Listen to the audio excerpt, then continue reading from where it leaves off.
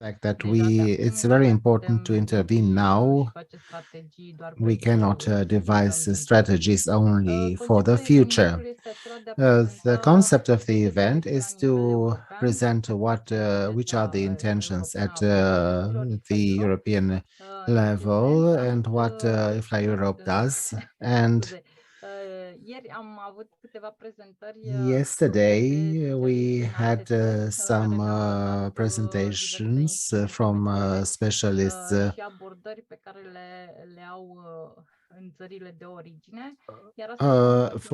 with experiences from their origin countries. Today we will discuss what is going on in Romania, and then we will have a debate about our contribution to what 𝐸𝐹LA Europe develops as directing or guidance documents in this field. 𝐸𝐹LA Europe is one of the partners who developed this event in which you participate today. ARA is one of our partners to Urban Landscape Romania. And of course, we had the support of Enel and Distribuție, au înțeles importanța demersului nostru și care deja de 3 ani de zile sprijină activitățile noastre în acest sens. Who understood the importance of our activities and supported us.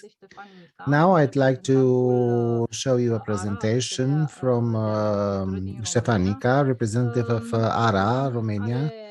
Ștefan has certifications in the field of urban tree growing, obtained mainly in the UK, and an experience of more than 20 years in this field of urban tree growing. He studied silviculture or forestry in the Brașov University. Please introduce the activity of ARA.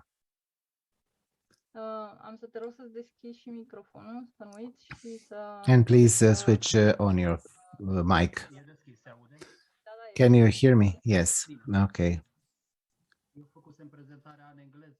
So all the slides are in English, but it's fine. But I can speak in Romanian. Please share the presentation to see it on screen. Thank you.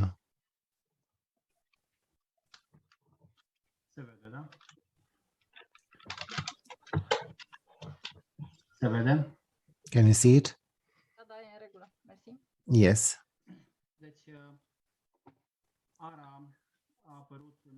ARA was established in 2009 for the first time when I came back from the UK after a period of 7 years.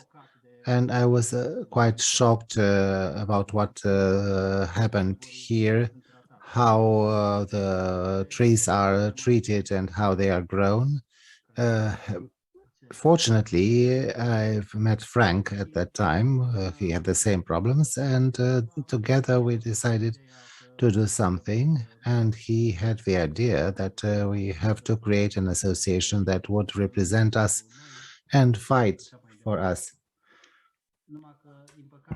But unfortunately, things didn't go well for Frank. His consultancy company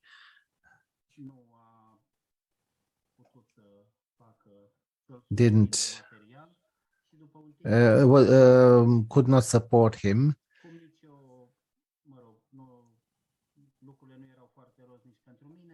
Well, things were not very good for me too, and I waited more 6 months until Alex Porcaro from Norway came with enthusiasm and young energy, and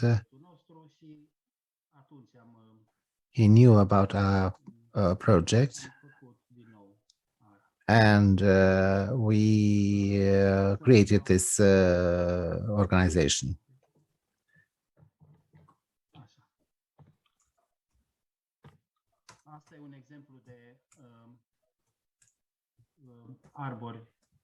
This is an example of trees that have been cleaned in 2007.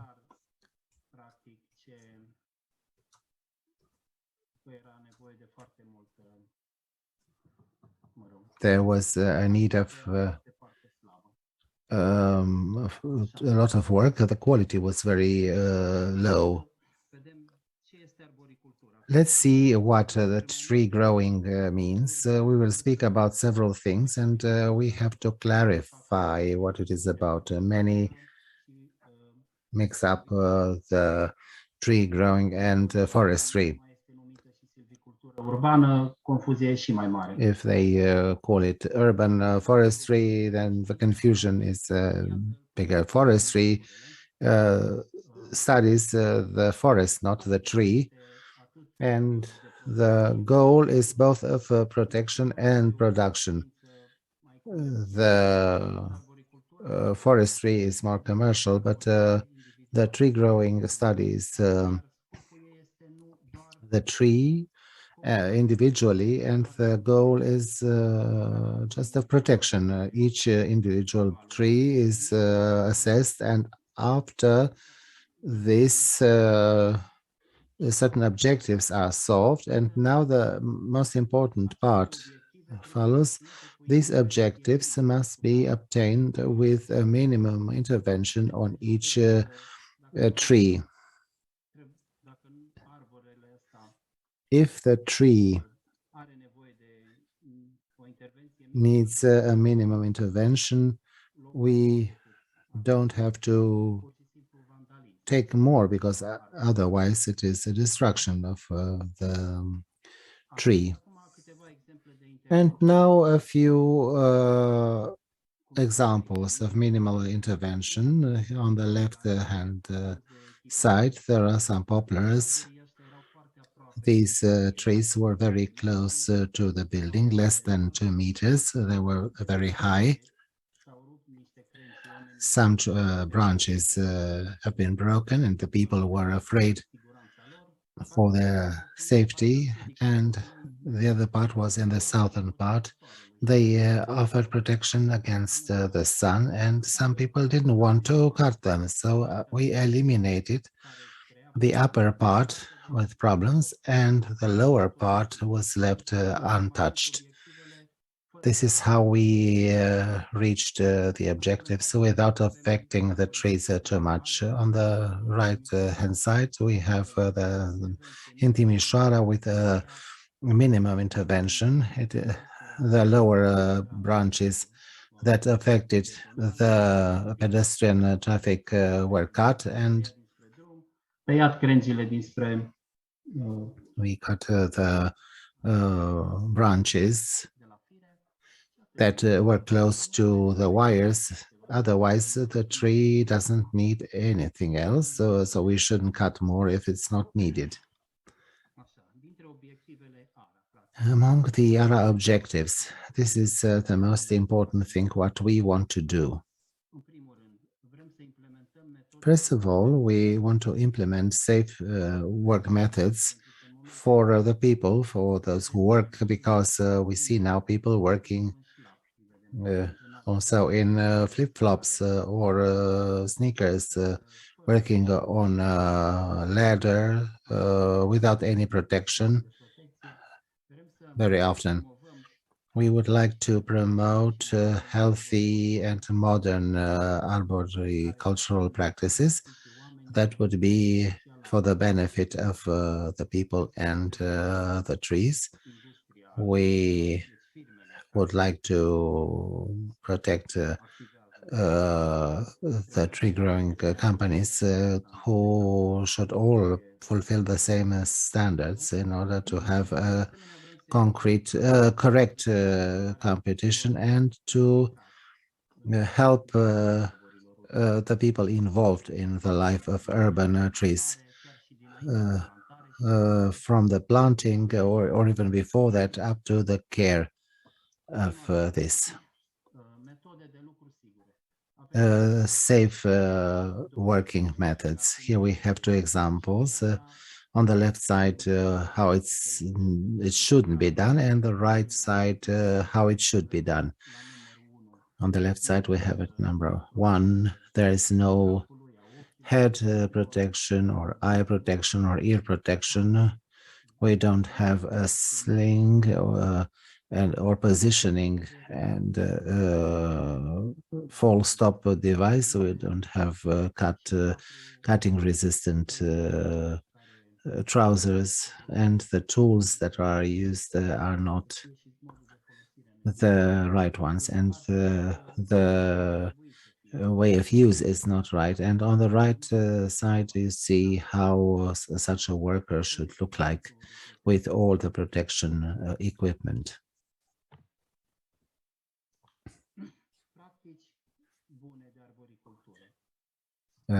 Good arboricultural practices. I'd like to present a few things that are not correct, and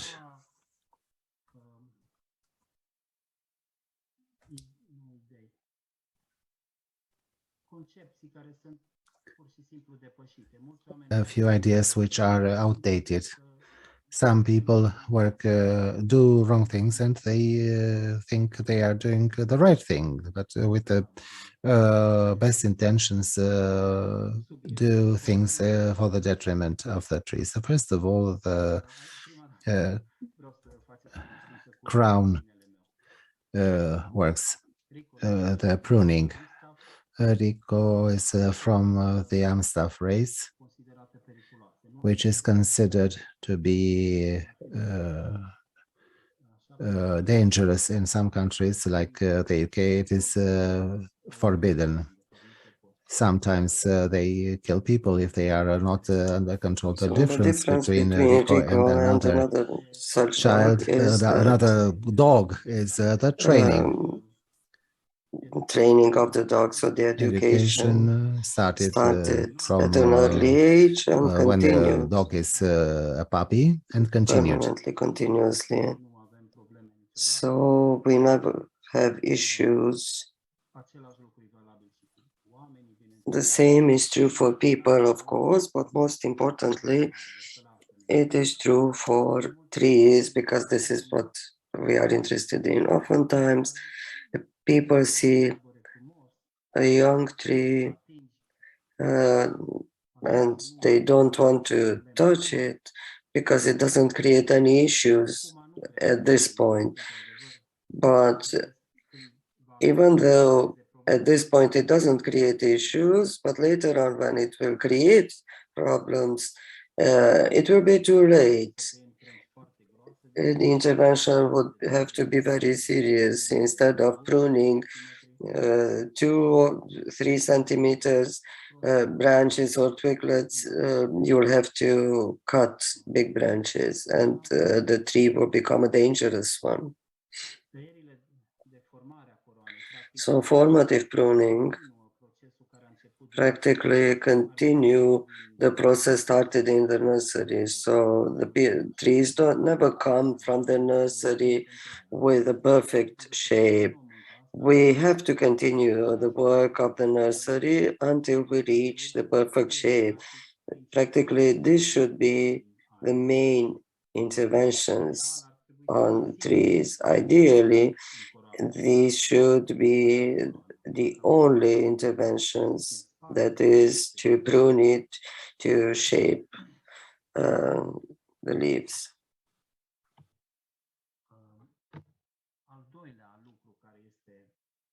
The canopy.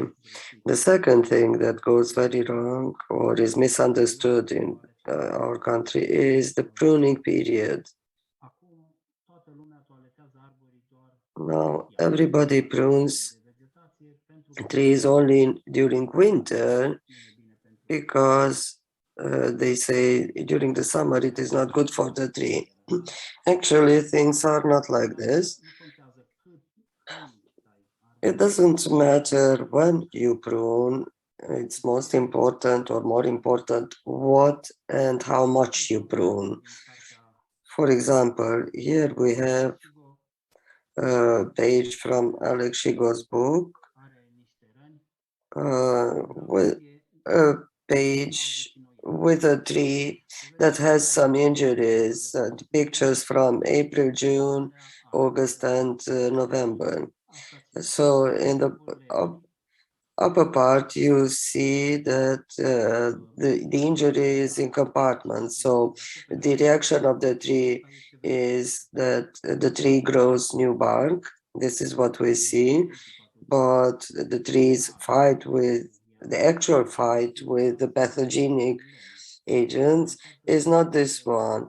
So the tree tries to prevent pathogens entering the wood, actually. So the two middle pictures show that the process was carried out much better, but the April and November images show that the tree did not manage to build those compartments so well, and it's easy to understand why. During the winter, we have pathogens, but the tree hibernates. So in the bottom part, we have a necrosis. Again, necrosis is much smaller during the summer, and in winter is much bigger. So practically, not the timing is so important. It's important is how much you prune. So when the tree is young, you have to make as small cuts as possible, and the tree will suffer less. Two examples of pruning carried out during winter in a poor manner. So on right-hand side, you have two trees pruned during winter, and these trees are compromised because the shoots that grow will be superficially attached to the stem, so they will be dangerous for the public. So in the end, they will have to cut the trees. Right and left hand side, you have two trees pruned during summer, but pruned in the right manner. So cutting only what had to be cut, that is less than 15% of the canopy. And obviously, this is a much better solution for the tree. Another issue with the trees is the fact that there might be too many trees, even though it might sound weird, because if you tell somebody we have too many trees in Romania, you become public enemy number one. So on the left-hand side, you have a green park in London, and on the right-hand side, you have the Central Park in Cluj. So relatively, you have the same volume of canopy or the same shading and protection against the sun in both parks. But as you can see in the photos, left-hand side, you have much less trees, with each tree having a fully developed canopy, well-balanced canopy. And on the right-hand side, you have trees one next to the other, very few leaves in the top side. So just a bunch going upwards, and this is very bad for the trees because, as we will see, we should see what happens with the trees when they grow overcarded. So the annual growth will not happen all along the length of the stem, but only in the upper part, because the tree won't be able to provide sufficient nutrition to build those rings in the bottom part also. We'll have cylindric trees, which is very good as timber, but for urban areas, you need conical trees, conical growth. So in the left-hand side, we have a pine tree that grew in a group. For various reasons, it remained by itself and it broke. So practically, this is what happens when you have too many trees. It's better to have less trees, but much more balanced and with a better developed canopy. Another bad habit that still prevails in Romania in 2021, we have city halls that request us to do this, that is to paint the cuts. It would seem a minor issue, but actually this shows how poor things are, how wrong is people's understanding of a tree. Practically, they regard tree as an object, like a metal ball you have to paint over so that it won't rust. Or they might concrete the cavities, like with a wall, when you want to met the wall, and that's not true. The tree is a living organism that has defense mechanisms. It optimizes itself on its own as any living organism, and it has to be helped to defend itself, to create conditions to have a healthy tree. And if the tree is healthy, it will do things on its own. It doesn't need painting from us. And if we have an oil painting, it won't let water evaporate. The water moisture will be captive. If it's not oil paint, it doesn't have value because it won't provide water protection. But anyhow, it's not a good idea. And now, the second objective of our, or third objective of our association is to try to educate those that are involved in caring for a tree, in the life of a tree, and educate them to a better direction for the tree. First of all, we have the first people that have an impact on the trees are the architects, because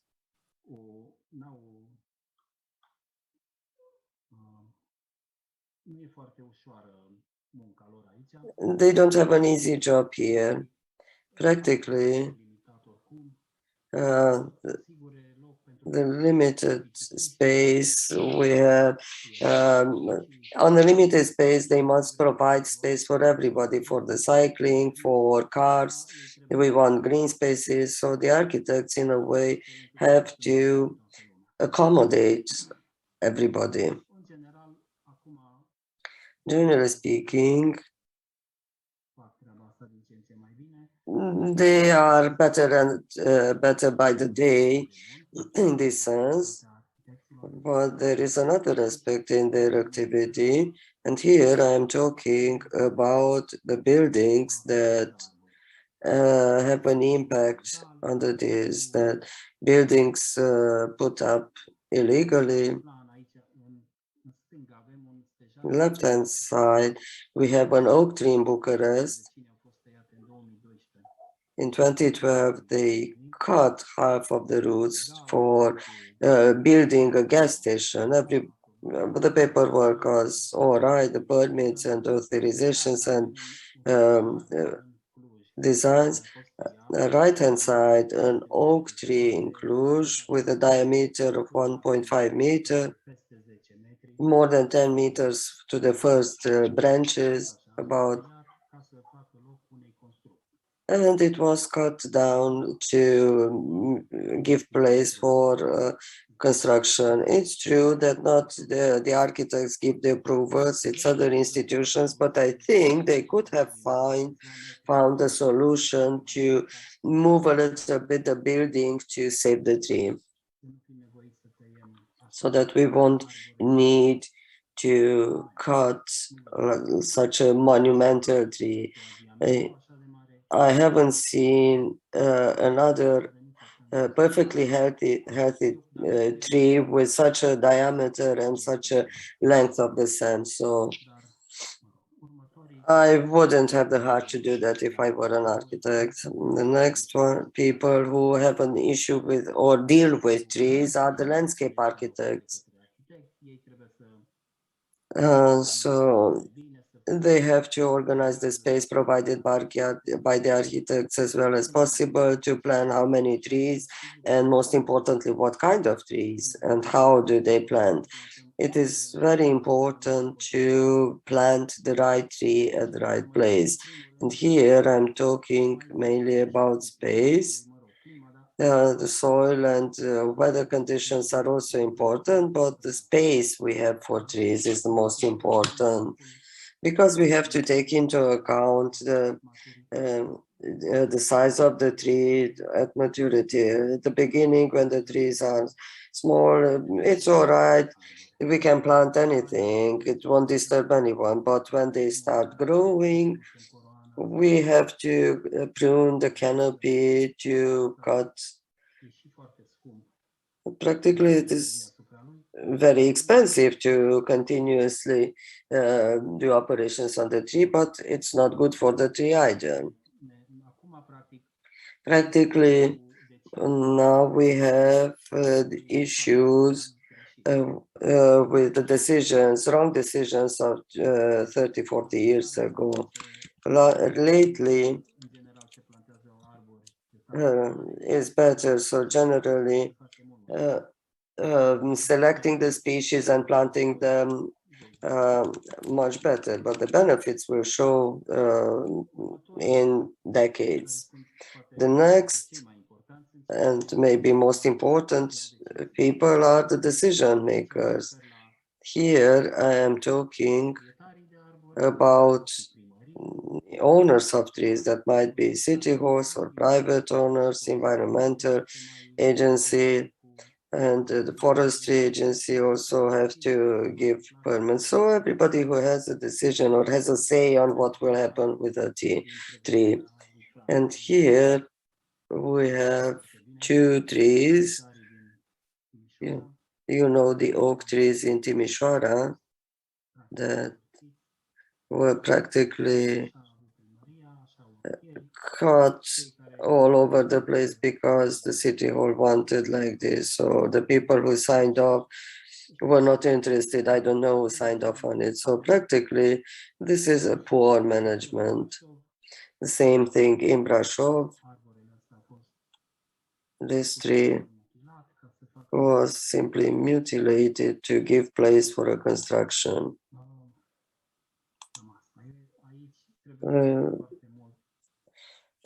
Here we need education of the decision makers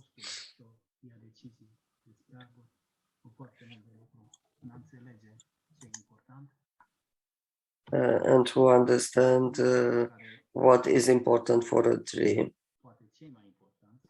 And the maybe most important people who deal with the trees are the operative personnel who actually cut the trees. So the guys who we see with the chainsaws up in the tree, they are the only ones who actually do something with the trees. The rest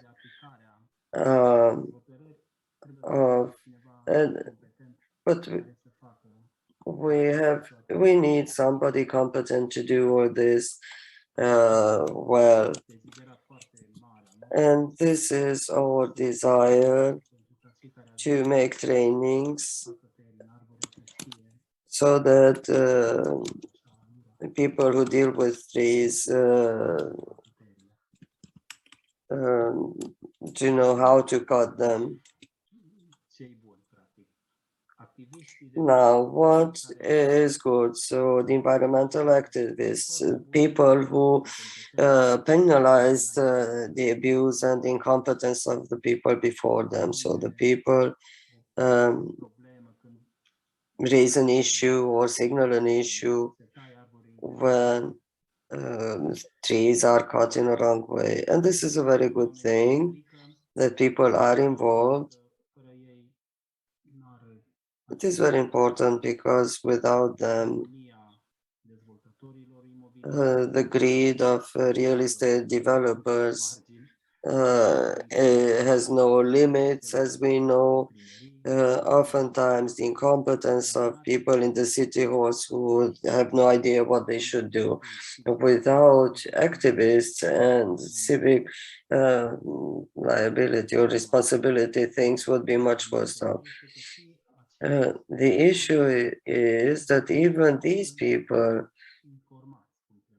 are oftentimes these are oftentimes not informed. They have a lot of enthusiasms, but the information they have are the same ones presented previously, and oftentimes ask us tree experts to do things as they think is right, but usually in a wrong manner. It is wrong to paint over cuts and not to cut trees and randomly and so on and so forth. And I would like to give you an example, a public example. The plane in 𝐀𝐬𝐈𝐈, Alba County, a big tree. The city hall, the diameter of over 1 meter, a beautiful tree. And the city hall wanted to build their community hall in 2018. There were protests.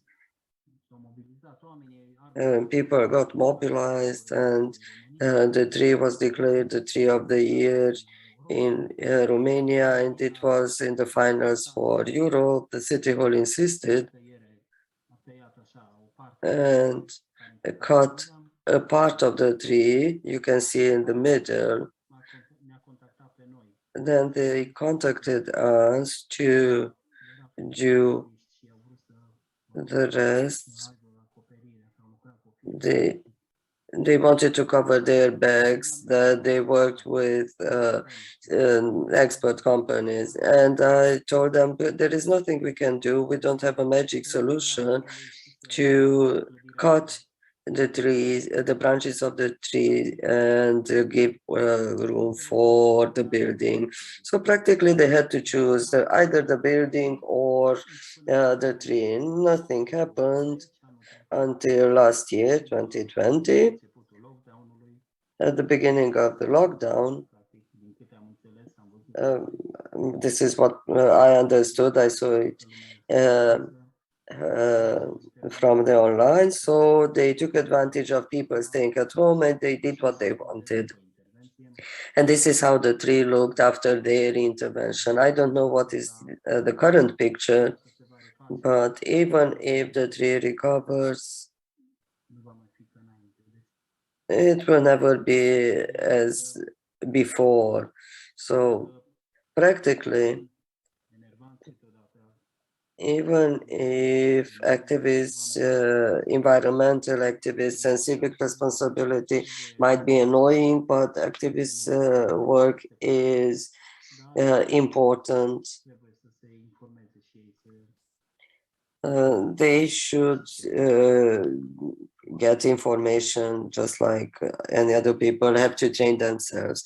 From our activities, a few of them, not very many of them, because when we re-established ourselves, the pandemic started, and for over a year we didn't do much, and practically we only start to be more active now. We have a climbing course or training in Timișoara with some German partners. We promote good arboriculture in Timișoara. an event organized by the City Hall with the ASOP members and the City Hall employees, City Hall staff. We helped and hopefully will be successful supporting ASOP initiative for veteran trip for classifying a tree in Timișoara as a monument of nature to avoid surprises as we saw with the trees in Brașov, Cluj, Câmpeni. We have a forum, tree risk assessment forum in Sibiu, organized by the City Hall. Amongst the plans for the future, first of all, we are trying to amend the laws regarding trees because everything starts from here. If the law is wrong, everything is wrong because people, the employees of the City Hall, have to make all decisions based on the law, otherwise they are held liable, and therefore even if they want to do things right, they need good laws. We want to do trainings for everybody involved in trees to promote agriculture now.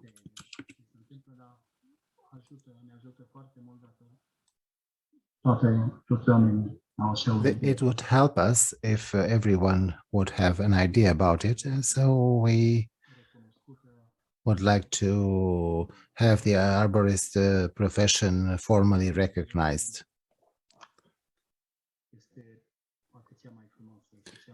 It is maybe the most beautiful and interesting profession. This was my presentation in principle.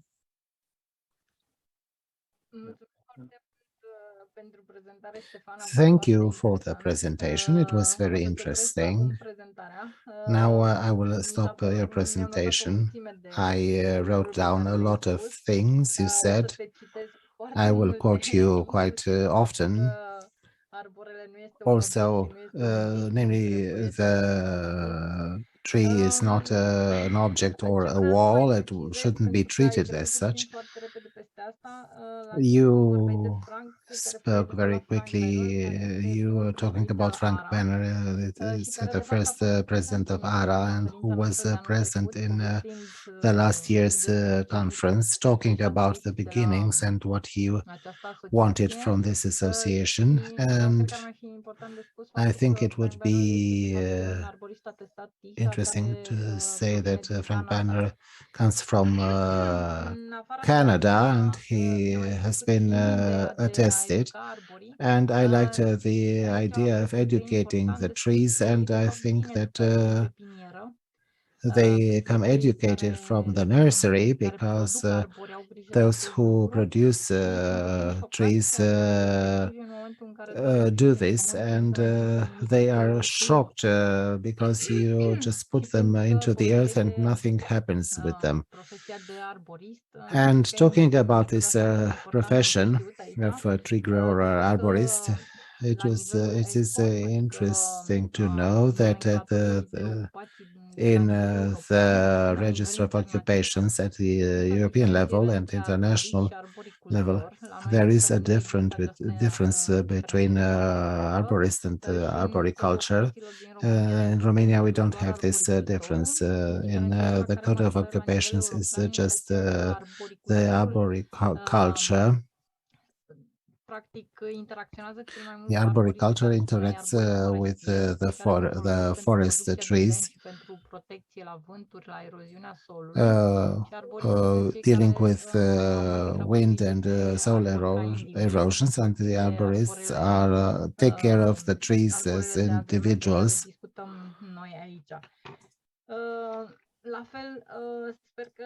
And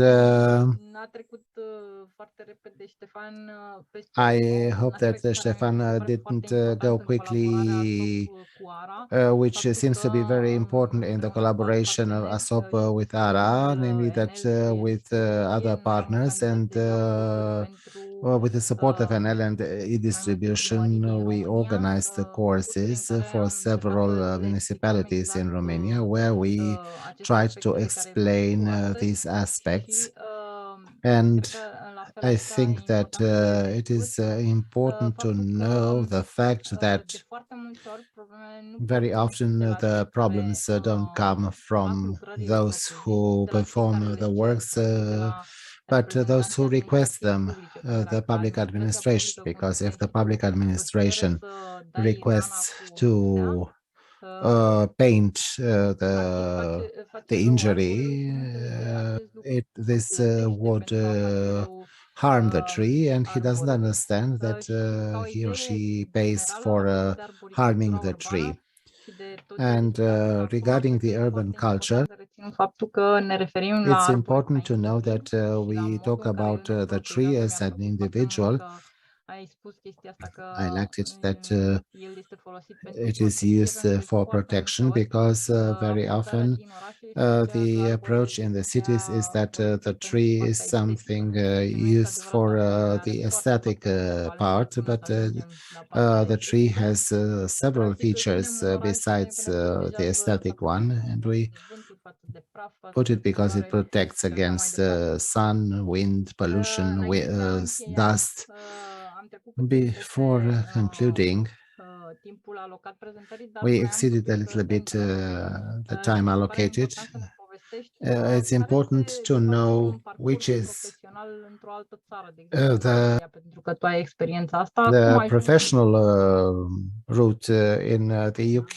How did you get to be an arborist? In the UK and in all the countries,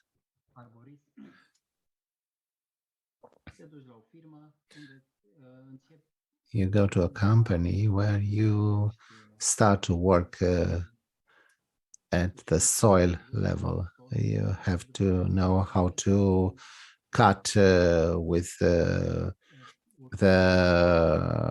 chainsaw, and then you start from smaller trees, then larger trees. You have to be qualified, and after a time you get the qualifications, and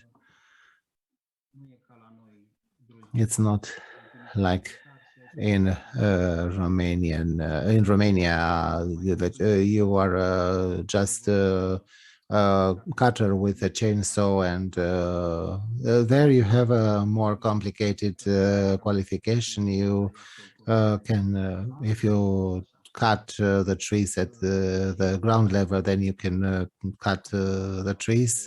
So this is what you can do as an arborist.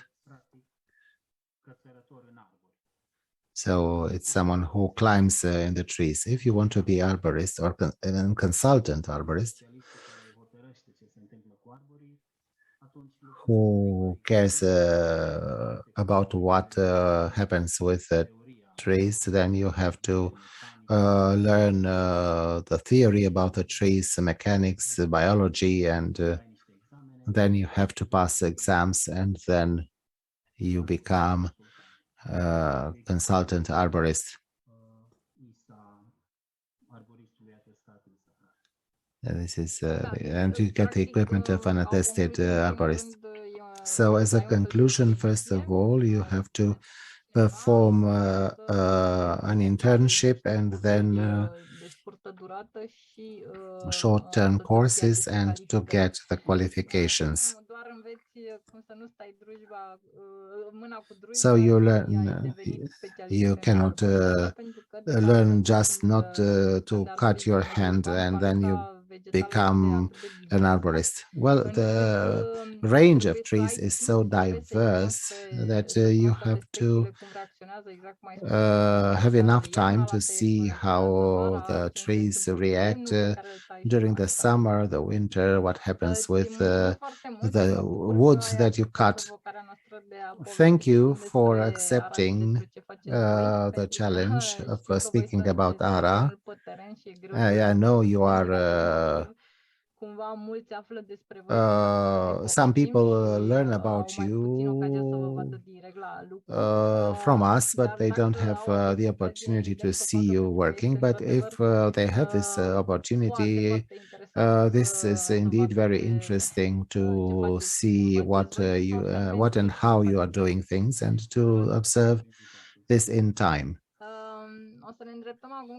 And now Alex Porcaru, I'm sure that many of you are waiting for him. Alex is an arborist that the people know him from pictures from Facebook or the accounts of others, because he also spends a lot of time in nature. Alex is the first arborist attested by the arboricultural organization. He worked a lot in Norway and the UK. I'm glad that he decided to come back to Romania, and we collaborate a lot with him.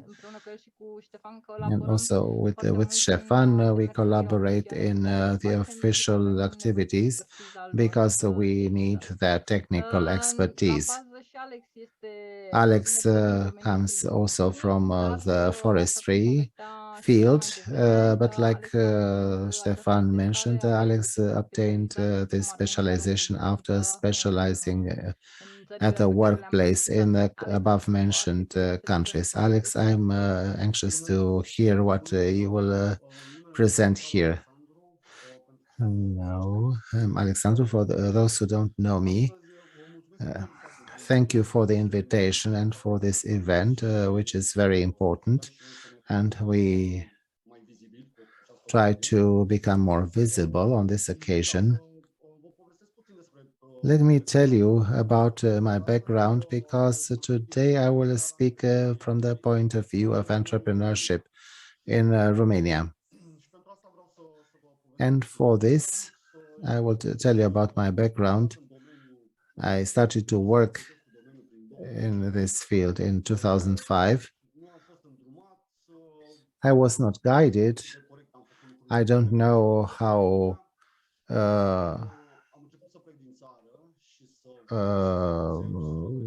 so I went abroad and I corrected my mistakes, because in Romania I didn't have any school to undergo training courses. And I've arrived in Norway in 2012, where I've met a very interesting team, all professionals, and from whom I learned a lot. They determined me to get certified, and there I got a certificate of arborist.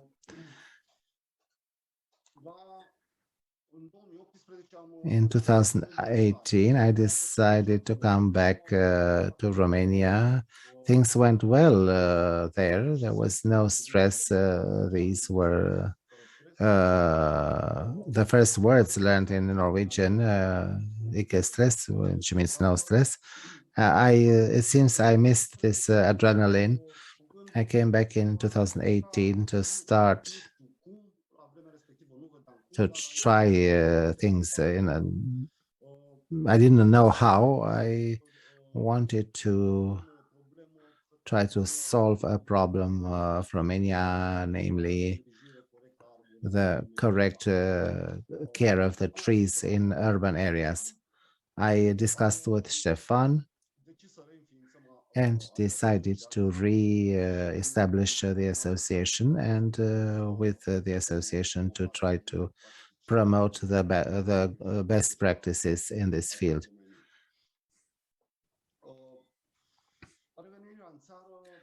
Coming back to Romania, things were not very simple, and they are not now. It's a challenge to have a business and to maintain working standards. Here I've noticed what it means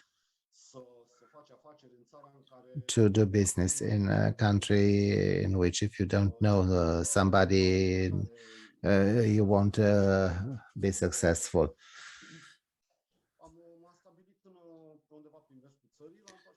When I came back to Romania, I established myself in the western part of the country as a subcontractor, and the experiences started to appear. The first thing I've encountered indirectly was the lack of the legislation.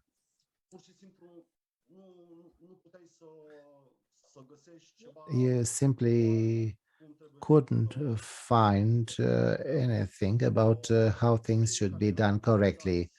Those who were authorized, and I'm talking about those authorized from the administrators of public domain, to issue approvals or to manage these trees, they didn't do their homework, and the problems were organized up to the person who used the chainsaw, and he or she had to extinguish these conflicts. Now I have a presentation. I would like to show you some pictures. I don't know, in the lower part you have a button, it says share screen, and you can share your presentation.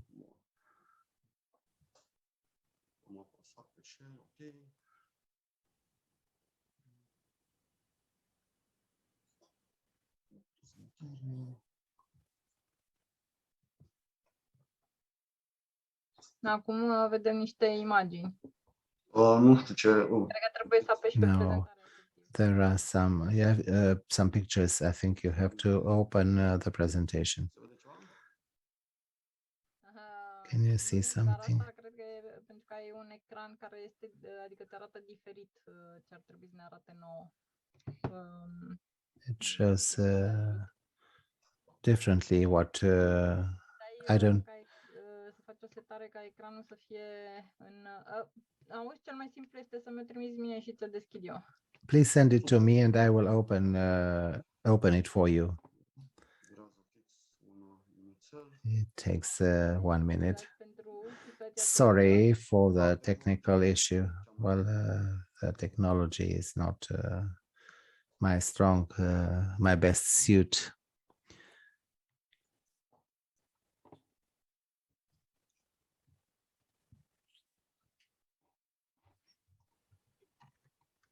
Îmi cer scuze pentru bujbele acestea. Sorry for that.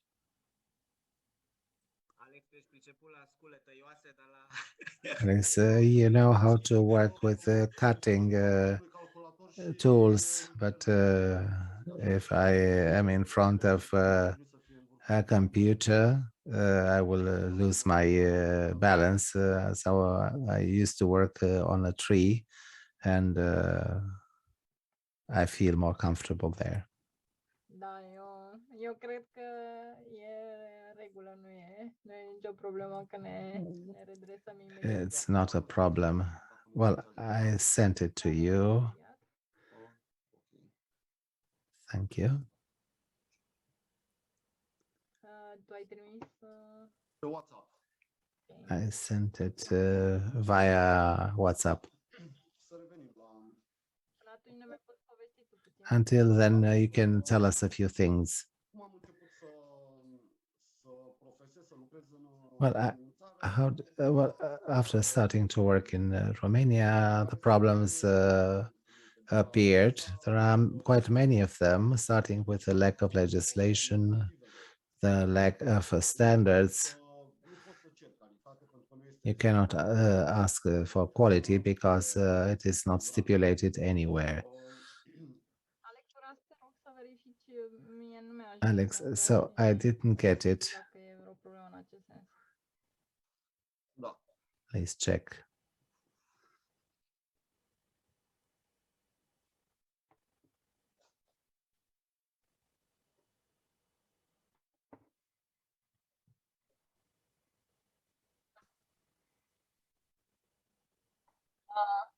Alex, ți-a cerut că te poate ajuta așa. So the technical part asked for request control. Acum văd că ai dat tu... Stai așa.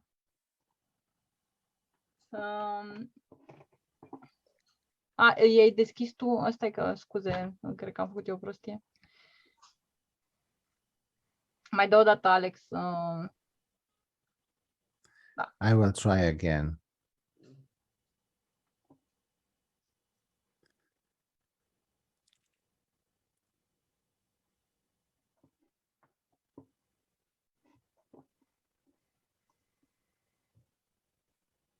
Okay, so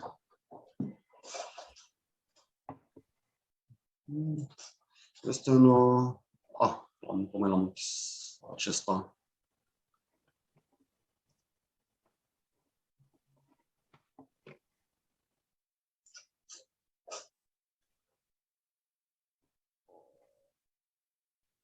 Ok. La poză aș vrea.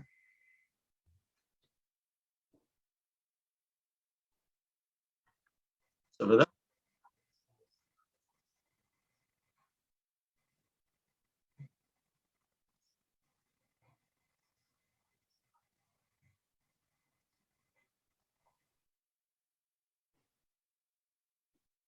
Da, pentru asta cred că trebuie să iasă din nou din asta. Stresezi din Zoom? Alex, poți să prezinți așa. I think you can make a presentation like this, so we just tell the story. Bine. Da. Hai, prezintă așa. Așa, și ce spuneam, cum am... So as I said, the minute I started practicing my profession, issues started occurring. I was used to working the Western way, fairly, with the right paperwork, reports.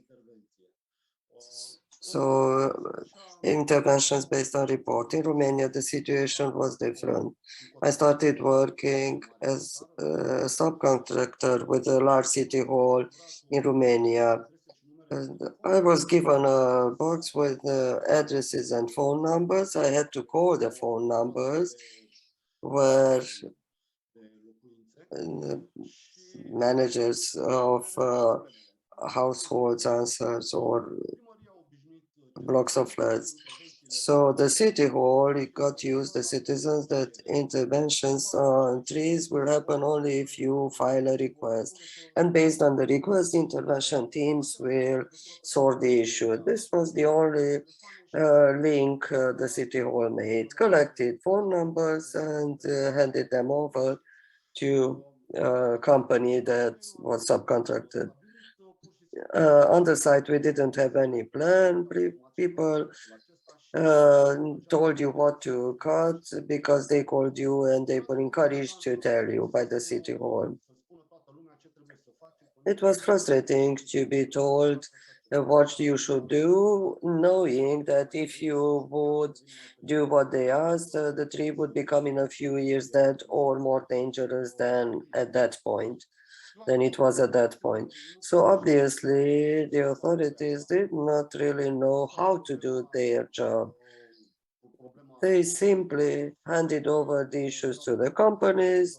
The companies depended on the people that requested them because they needed the signature of the person requesting in order to be reimbursed. So it was a total chaos, an example of not like this. So I worked in that area for 2 years and some. I saw that a large part of the mayors where the intervention was based on request of the people living in the areas and signing the request. So you saw a visible degradation. So in 2 years, up to 5%, which is a high percentage, you saw the trees dying. So it was convenient for the companies because they had more frequent interventions with different prices. Once they called you to prune a tree next year, they called you to cut the tree, the third year to plant. So it was like a vicious circle, a very unhealthy one. I tried to talk with the people at the city hall to put things straight on how they should manage their green spaces.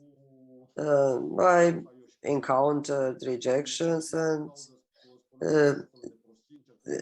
not knowing what they were talking about, they said a lot of stupid things, trying to justify themselves. So as a consequence, we have the trees we do have, and it is very sad that the cities, from the cities, we see disappearing mature trees. To give you an example, in Bucharest, again, as a subcontractor, I worked in a certain district, and when I ended up there, I took contact with the inspector, and it said pruning the trees. The trees were young, 30 years most, and they didn't suffer any intervention. And it seemed timely to me to apply a minimum of intervention, just cleaning the dry branches and to clear up the canopy. I considered that it was all right, and it didn't block traffic, pedestrian or car traffic. So that's why I intervened in a minimal way. I didn't leave the site, and the inspector called me that we didn't intervene there, that we had to go back. We were a bit more aggressive, but within limits, and they called us back, and it was the third travel to Bucharest, and financially it wasn't profitable. So in the end, they mutilated the tree. It was left without any shape. So only when it was mutilated were they happy, and they signed off on the intervention and reimbursed us. It's like science fiction. At what level what levels can ignorance reach occasionally? So these are the bad examples. I also have good examples, but I wanted to underline that in lack of standards and laws, in lack of schools to educate professionals, we end up in situations where we ruin our green heritage out of lack of knowledge, of ignorance. And it is sad that when you want to warn people, you see doors shut in your face, and you were also taken for a fool. As an aside, another intervention in Bucharest. So when we intervene, we use chainsaws very rarely, because a normal intervention does not need such a power tool. We use hand saws that are much easier, and the main advantage is that the wound is perfectly smooth, and this is very good for the tree, because the healing and the sealing off of the wound is very easily as compared to a chainsaw created wound. And a psychological issue is also when you have a chainsaw, you are tempted to cut more, and you end up cutting branches that are wider than you should have cut. And I'm saying you in an informed manner. So how and when you use the tool. So depending on the tool you use, you might have an influence. The tool might have an influence on your decisions. So there are situations when you need some correction or some more aggressive cutting, and then you need the power tools. What I want to point out is that, again, in Bucharest, working as subcontractor, the managers of the companies first looked down on us and considered us poor, that we don't have money for power tools, for the chainsaws, and so some people came without any chainsaws. They came only with hand saws, and it was an entire circus, an entire show. I was trying to explain the benefits of our tools. They didn't want to understand, and they kept it up with buy a chainsaw, and pointed out that the chainsaw is not healthy for the tree. Okay, at least take it with you, switch it on, and so that people see that you have one. It's ridiculous, but in 2021 in Romania, you have such situations. Another issue I faced, and a very sensible issue, is the lack of communication. Nobody communicates with anyone. If you work for the private environment, it's okay, you have communication, but in the relationship with the state, you don't have communication, and you end up in unpleasant situations due to the person who makes the interventions. Normally, so the representatives of the city hall should communicate to the population any intention to intervene on the trees and on the plants in the city. And this is stipulated in the law, so they have the obligation to notify the people. I don't know to what extent they do. I haven't seen them. But I work in neighborhoods with block of flats, and I work on a tree. And if it took me an hour to clean the tree, to prune it, I spend about 2 hours there, because 1 hour it takes to talk to people, to explain to them. And their first reaction is not friendly at all. They are very hostile with their first reaction. And they ask you, what do you do there? It takes your time. You explain the person what you want. To provide the tree a long life. After a few minutes, people understand.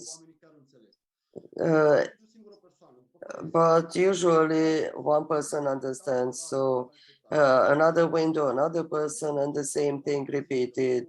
So imagine that after a few months of working like this, explaining every 10 minutes, you have to explain somebody what you are doing there. You have a nervous breakdown, sort of. I have colleagues and people who work there after years of working in Romania. They lost their patience to talk to everybody, so they are very sharp when responding to people, so that they cut the time. So it's a psychic effect after years of working. So if the city halls would do their job and would communicate properly, this stress, we would be relieved of this stress, and people would have time to be informed. And normally such an announcement should be made a few days, a week, 2 prior to the intervention. People would have the time to ask questions, to ask for information, to ask who does what, why, how much it costs. And the administrators are obliged to give this information, and the communities could receive answers in due time before intervention. So we have the other way around. You start the intervention, and once you have a full-blown conflict, it's a delicate issue. That's when you start the explanations. This is what we do. We have this, and this is a stress factor. So lack of communication from between the citizens and the managers of the public spaces. Stefan can confirm that in UK in 2009 I worked with him for the first time there, and that's one of my first contact with the professionals. You had a planning there, and it's easier to manage from every point of view, financially, timing, budgeting, resources. It's a win-win. Everybody knows who has to do what. It's minor issues that make a huge difference.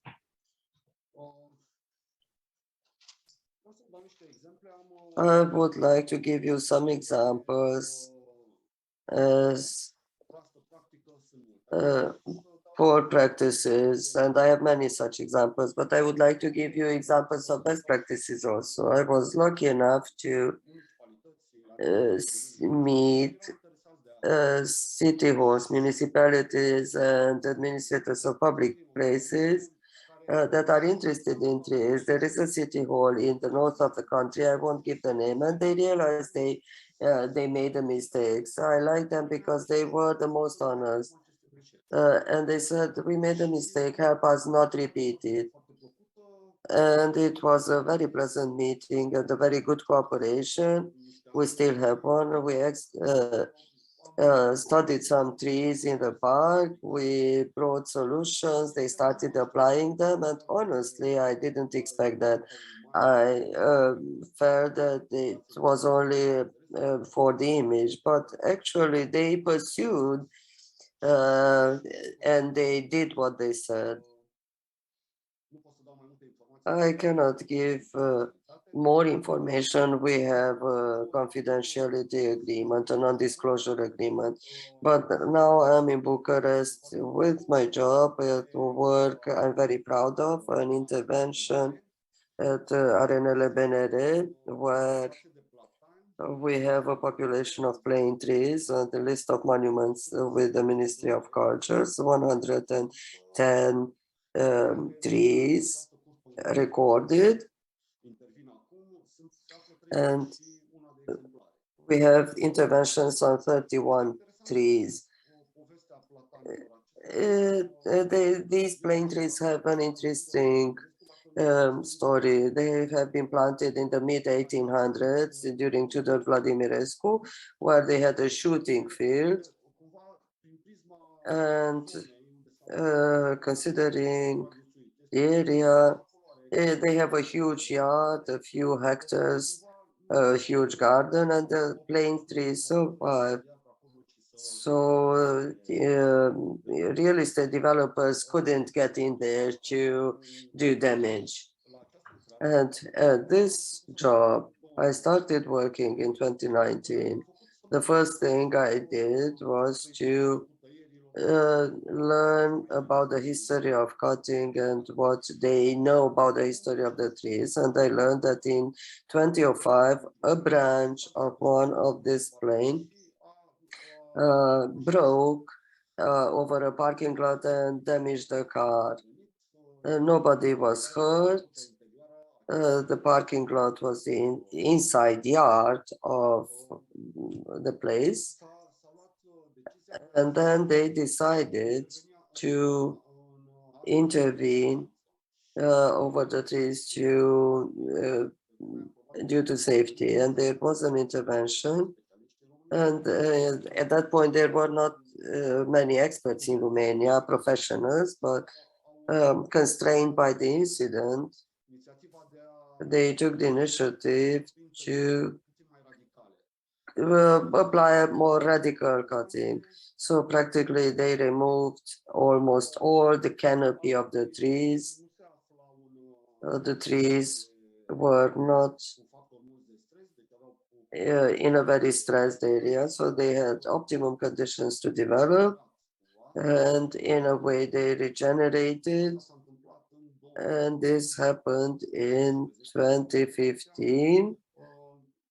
So the intervention took place in 2015. Those trees developed very well. We didn't have much to do.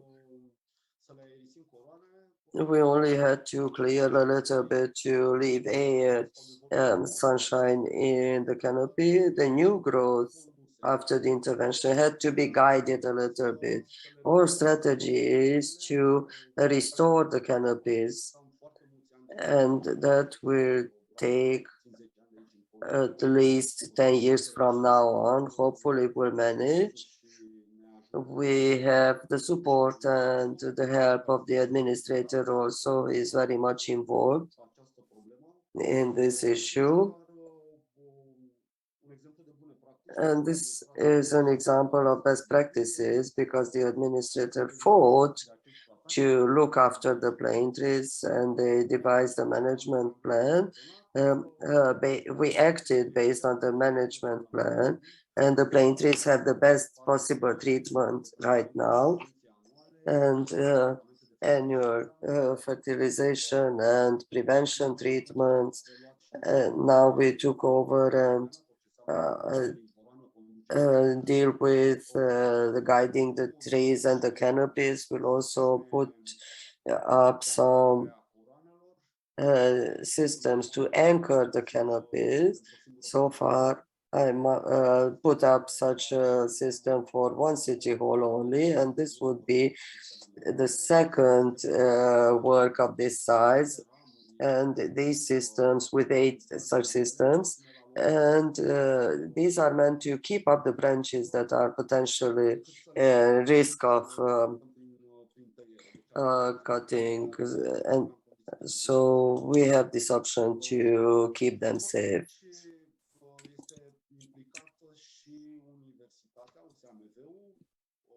Vor veni studenții de anul 3 și anul 4 la practică de săptămâna viitoare. Vor vedea cum This week, the students will come and they will learn the interventions. And I think it's a good opportunity to continue the education and to educate the future landscape planners, and there should be more such actions.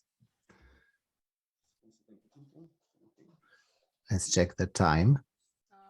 Este exact pe la fix, ca să zic așa, dacă mai ai de adăugat în legătură cu ce vrei să ne spui. So if you have to add something.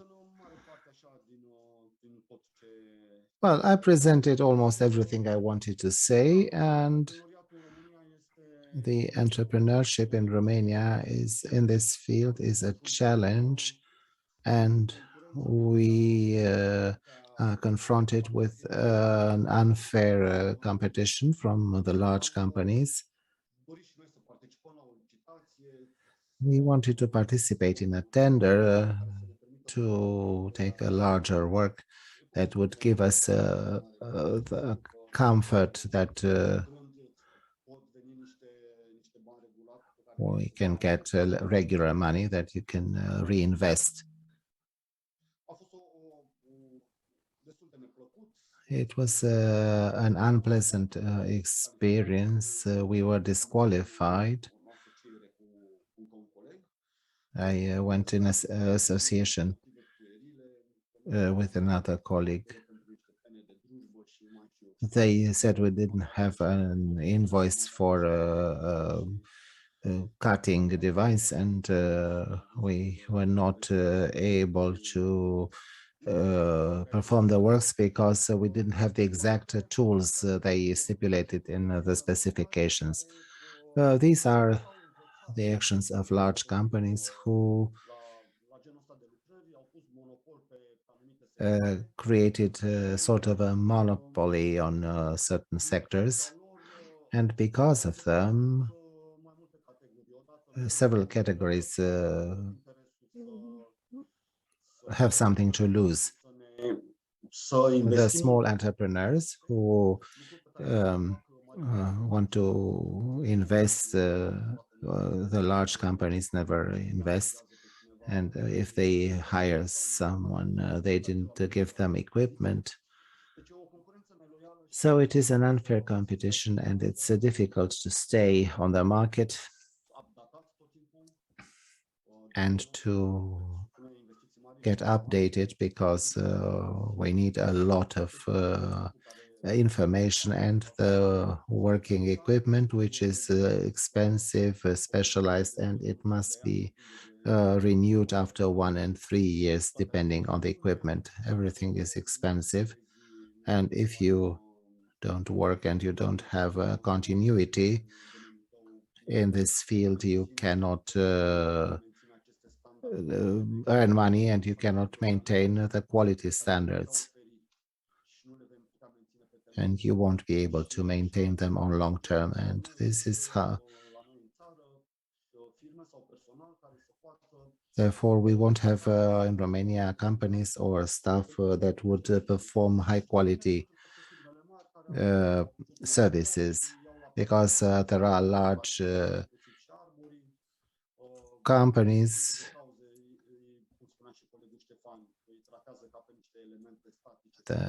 They treat the trees as objects. They plant the same pit dimension. I think that an advantage in what we do is the time, and when we can follow the evolution of these things, and therefore there is a differentiation between what you do and what others do. This is why, compared to 2009, there's a difference, and the local communities are better informed. On the other hand, it's not their goal to learn abroad. The education is done by the local public administration.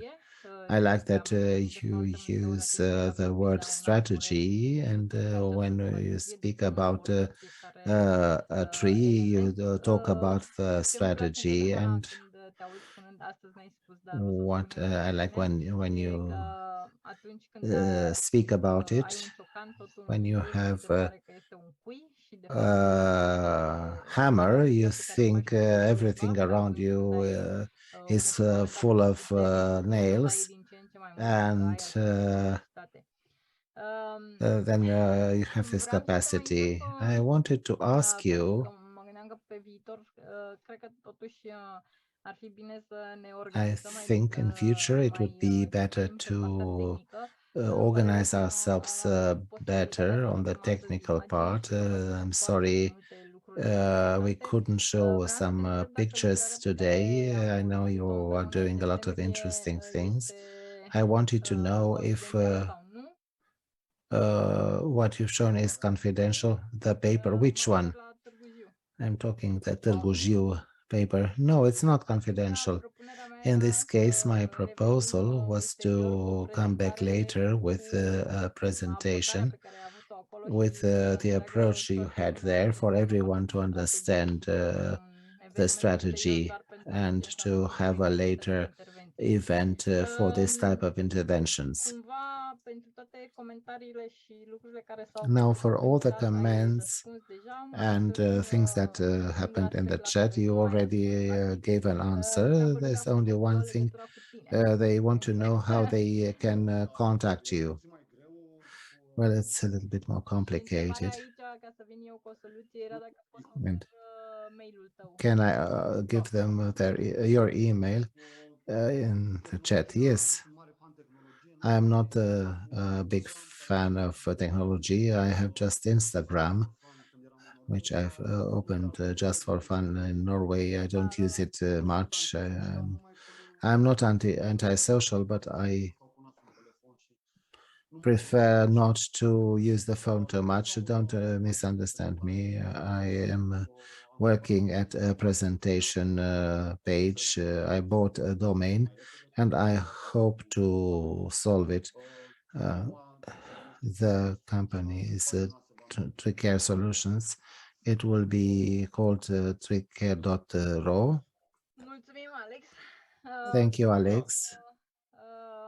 O să trecem puțin mai departe ca să recuperăm Now timp. let's go on to Alex save some time. Now care este unul Alex dintre membrii Ciobota is one fondatori of the ai founding România, members of ASOP și este în Romania, același and timp he's also the coordonatorul coordinator echipei of the Este LANET team, practic echipa care s-a ocupat the de team that legislativă pe care dealt a with a avut legislative modification that was an initiative in our lui încearcă association. cum să spun, Alex să tries ajute to la use the constituirea landscape as a grupului mediation of the relationship between din perspectiva man and nature.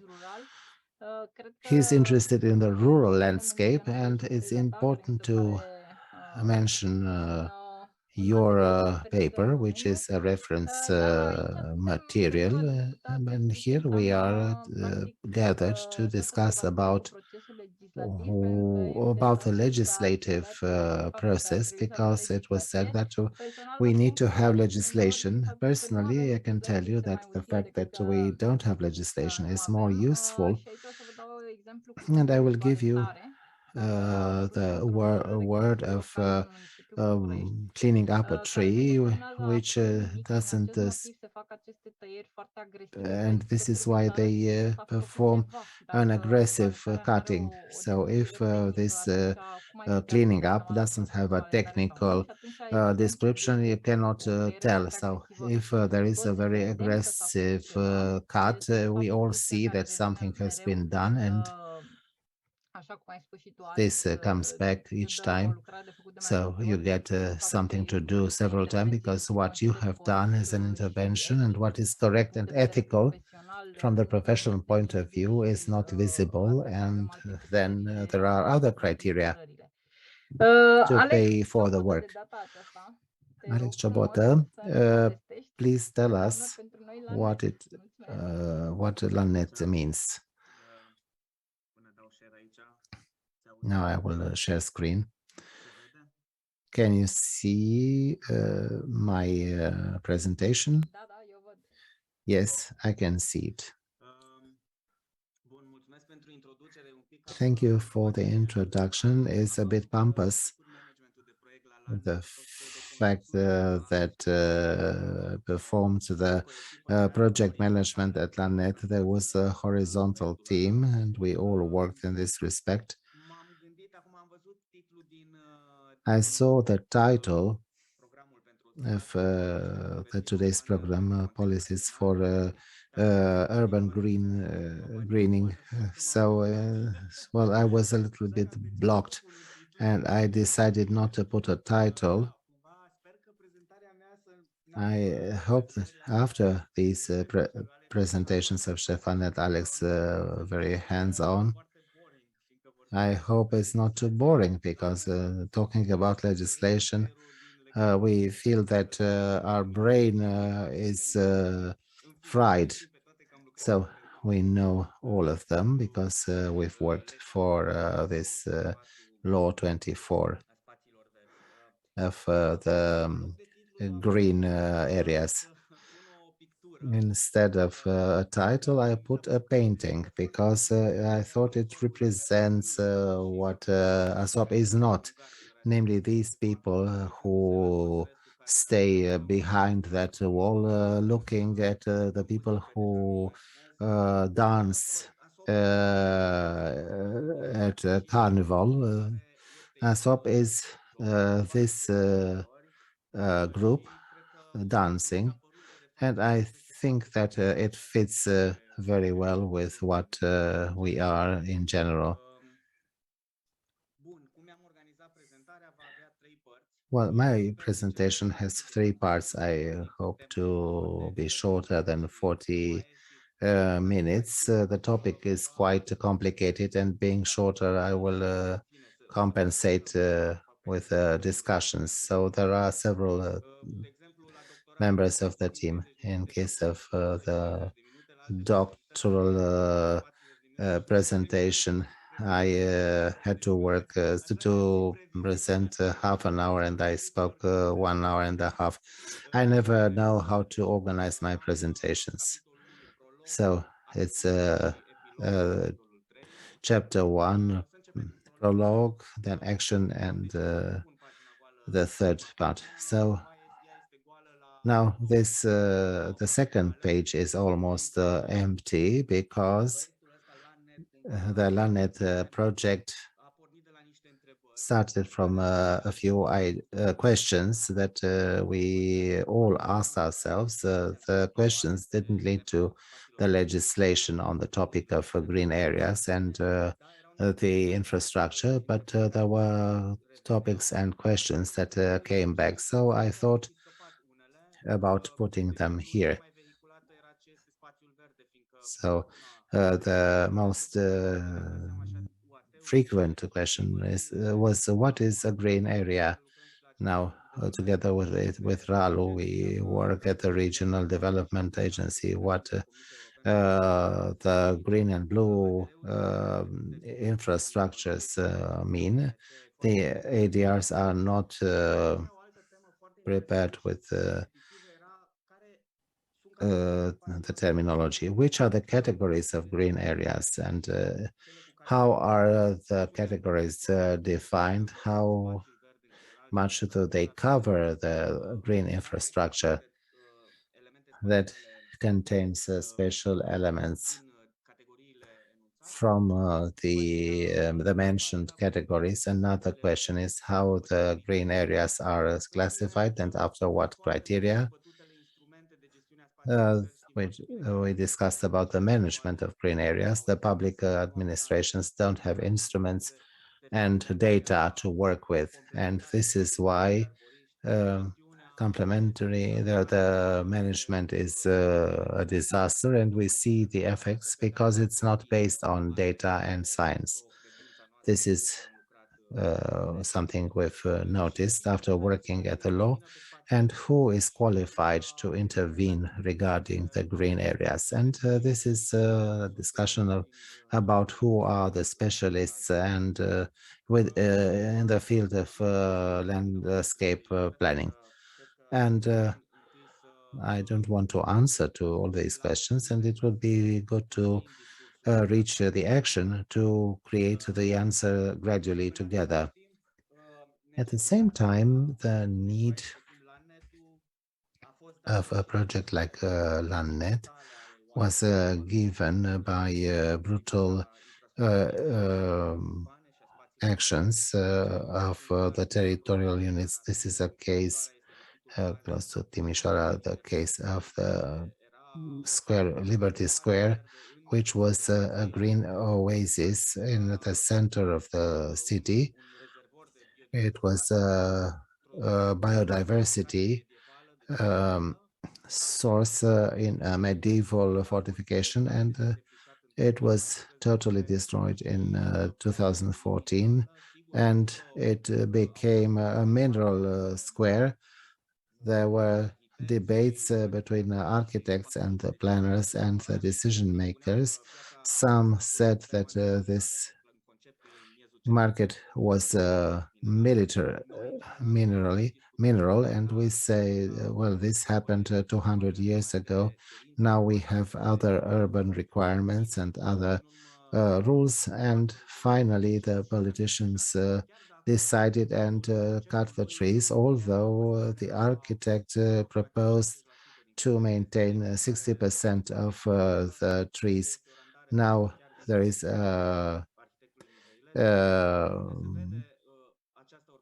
this special organization of the market with the monument and the trees that create a shadow, and they give a context and scale to the market, to the square. Well, this was the prologue, and now the action starts with the way how we built the project. First of all, we had this experience in Bucharest and Timișoara and Cluj in this bottom-up approach. I think in our career in ASOP, we proposed this to have approaches from the community and the professional associations towards the political factor. And we aimed a project of partnership in which to put together several interested parties and regarding the law of green areas, although I think that we didn't have as a purpose law 24, but to clarify things for ourselves. And finally, we had this amendment of the law, but I realized that we accepted this public debate on the topics of green infrastructure and green areas. For this slide, this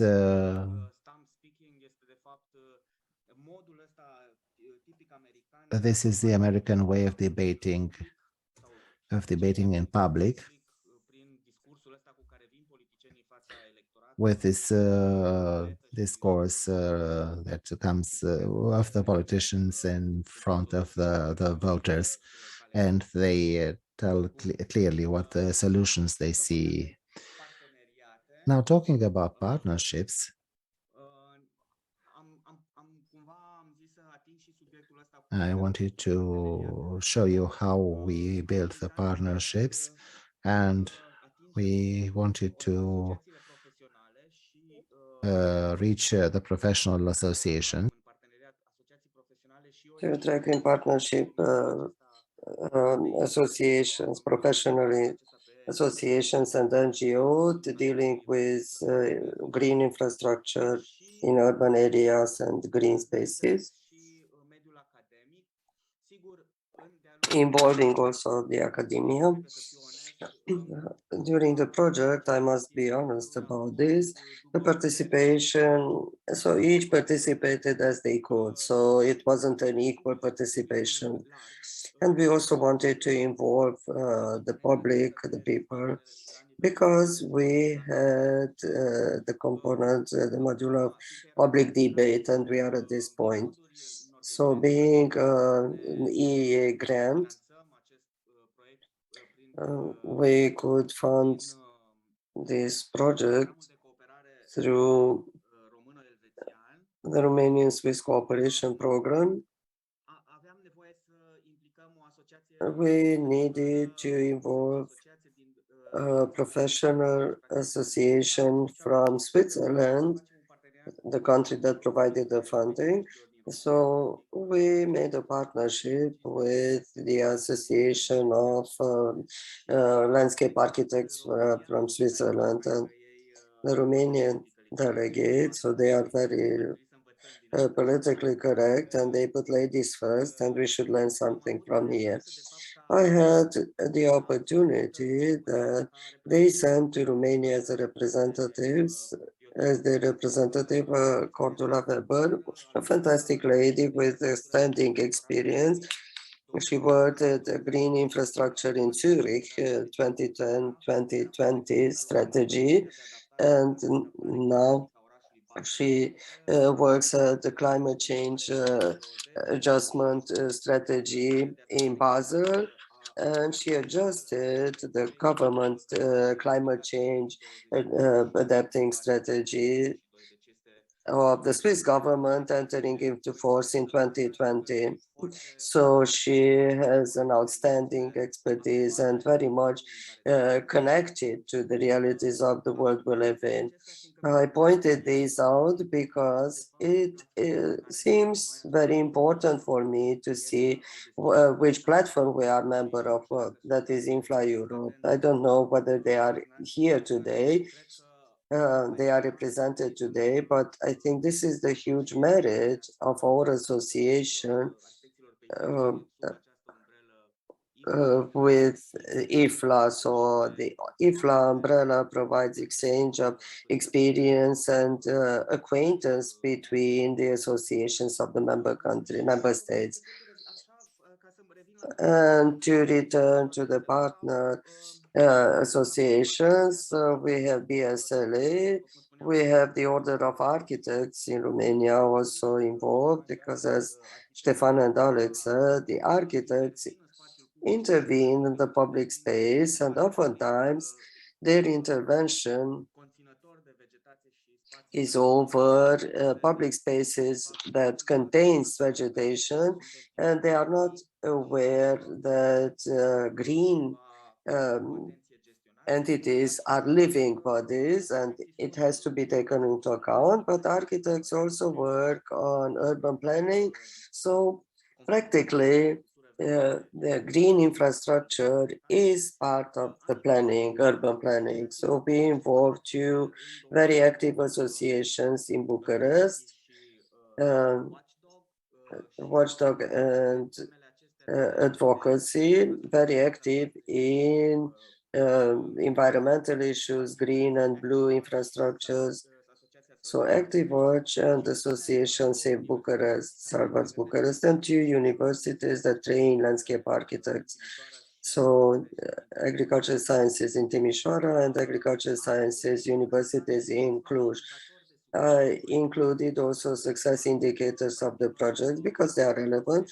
Practically, we organized a series of meetings. We had a conference in Bucharest, even though this was the last event and it should have been the last one. In 3 successive days, we had 83 participants, a large number of attendants. We have workshops in Timișoara. Over 3 days, we had 65 participants, and in Cluj, 81 participants. The workshops were organized around topics. We had 3 consecutive days, one for administrations talking about topics in an applied manner, managing green areas, green and blue infrastructure and legislation. We had a day dedicated to local communities. It was very nice because at least in Timișoara, the members of these neighborhood associations also attended the consulting council of neighborhoods. We have the French models where people organizing consulting concerns, and they have meetings with the city halls, or they had periodic meetings where they invite representatives and experts in particular fields from the city hall. And we applied the sociological study with more than 500 respondents. The study was carried out online and provided relevant data in our endeavor. And we had a workshop with the members of ASOP about advocacy, and it was coordinated by a lawyer from the association 𝐀𝐈𝐂𝐈 Bucureștiul, an association with a lot of expertise and experience in terms of watchdog and advocacy. And this was very briefly. Here you have some images from our meetings in the thematics workshops. And third day was with the students. The third day, we had meetings with the students. Here you have images from Cluj, and in the end, the final conference or the end conference in Bucharest, where we had actual results, and we also had representatives from the Romanian Parliament, a few MPs, and from the Secretariat, from the line ministries, interested associations. And here we talked, we had the chairman of Order of Architects, and we had applied discussions, and I think we already had shaped draft law, and we talked specifically on the amendments we wanted to introduce. And the workshop for landscape architects I mentioned earlier, where Simona gave us a one-day introduction, an intense introduction in all the methods of advocacy and watchdog. Amongst the project results, besides all the debates and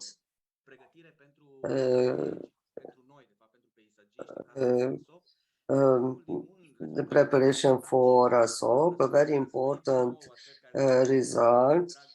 And I think I am browsing through with the same pleasure umpteenth time. It's a guide of best practices sent to the local administration units and the large communes and all types of cities in Romania. We send that via snail mail in hard copy.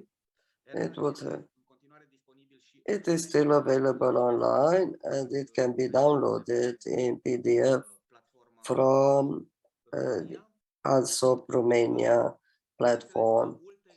Obviously, working at the Revesta and visiting city halls, unfortunately, our disappointment is that very few city halls actually went through this guide. We found them on the shelves full of dust, and it was funny that the employees asked us questions that are explicitly detailed in the guide. So we told them that it is in the guide, and they found it on the shelf, and they lived with these questions for 4 years. And with these continuous questions, whereas they could have gone through our guide and sorted out those issues. But anyhow, well, this guide is structured in 6 chapters. The first chapter clarifies the green space. Second chapter, the role and benefits of green spaces. 3 actors involved in managing them, the green spaces. 5 tools for managing green spaces, and 6 managing urban vegetation and how do you go about it. So practically it's a very explicit guide providing clear and actual methods and means. But it seems very nice, methods and manners. So these complete law number 24. So these topics are included in the law on green spaces, but it's in a different language than the language used in the guide. So speaking of the law, a second result of the project, a very consistent one, is the proposal to amend Law 24 of 2007 on the regulation and managing green spaces within the city limits. You have a link here, and this is the version that went initially to the Romanian Parliament. At this point, the law is much more complete and consistent and much more okay. And since we had this text completed, I feel the need to talk a little bit also about the legislative process. What does it mean? Practically, indirectly, the gain of the team involved in the LandNet project was that we moved on and pursued and followed up on the legislative process, and we understood what the lawmaking process means in Romania. Might be condemned or not, I felt the need because in no presentation, we never included pictures of people in presentations, but politicians in the end are people, and people might have a certain vision at a certain point, and they might be well, they are human and they might change their perspective. So that's why I place them here. So we are an association. I didn't want to include the parties they represent, so we don't want to lobby for a party, but it is interesting and I would insist on this. So our law started on its way for lawmaking because we found a fertile ground, that is political will to be pushed in the parliament. In Romania, the parliament and the MPs are the only people who can initiate a lawmaking process, and it's even more beautiful that our initiative found support in several parties that were both in opposition and in power. So it was an initiative that was supported across the parties. So naively, we approached several politicians and asked them to help us with this initiative. And practically, for some of them, our law was interesting and was supported.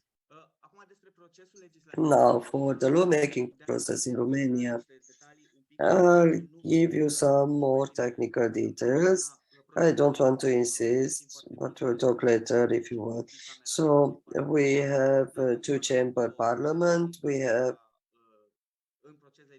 in a lawmaking process, initially the law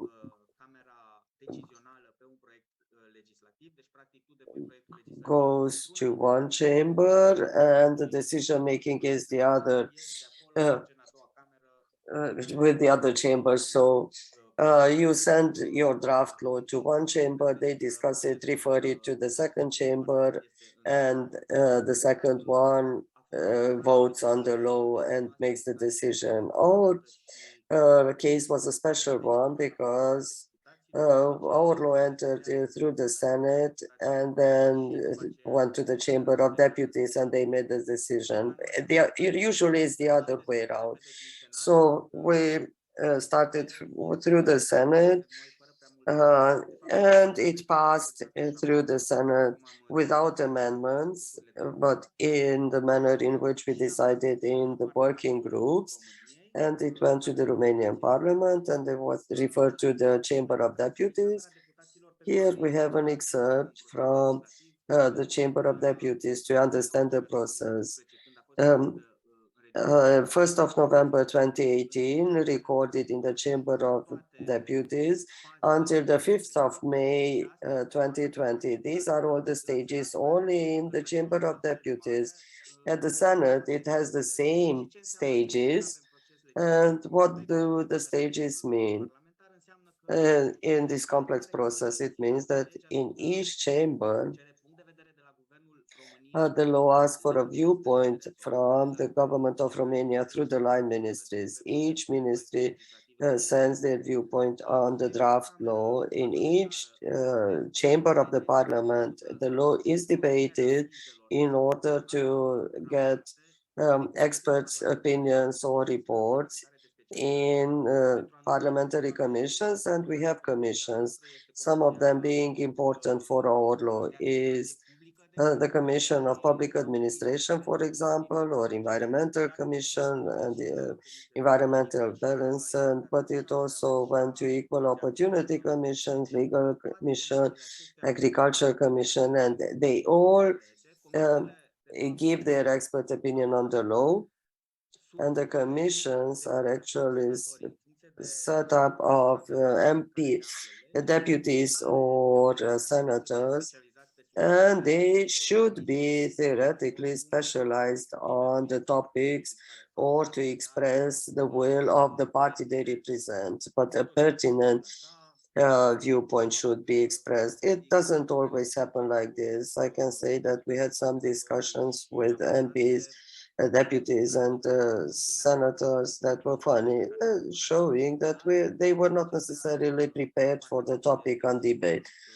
Nonetheless, the parliament is the most important lawmaking body. Alex, please near closing because we have to finish and start the roundtable. So once the law goes through the chambers of parliament. It goes for final adoption to the president of Romania. Unfortunately, our law was blocked in, or is still blocked in the parliament. It was changed exactly in the last moment in the last common report.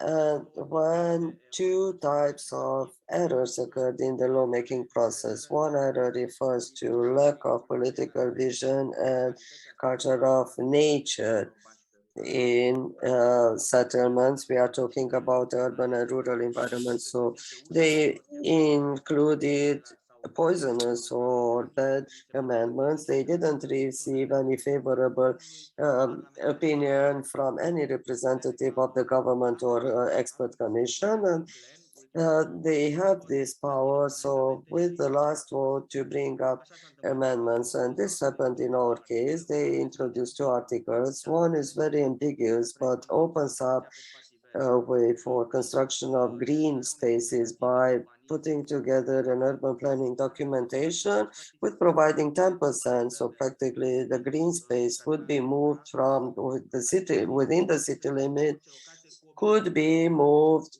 to any location. Providing 10% is very poisonous and refers more to the quantity and not to the quality of the green space, including trees and historical trees. And the second ambiguous nature is that they included again the term of yards and construction, saying that the lands included in yards and constructions cannot be included in constructed areas or green spaces. And this is poisonous because these are not yards where we can build, but these yards include, as category in the land registry, include green spaces in the sense of the order of ministry regulating minister. So practically through this notion, eliminate all restored properties. A second error is error of transcribing, and in the last report we lost historic part and historic garden. So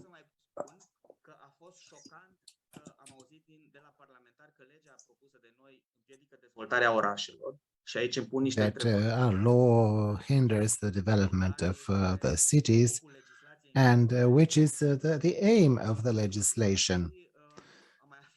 And I learned a new thought that the law will be put into a drawer, which means that the members of the parliament have this power of forgetting about the law. It's not mandatory that it exits from the legislative process. And here I will answer to the questions that I asked at the beginning. And in fact, the entire process led to the clarification of questions even for us. I underlined here that we gave to the green space also the social, cultural, and environment protection role. This was mentioned also in the previous law, but it's important that they also have a social and cultural role.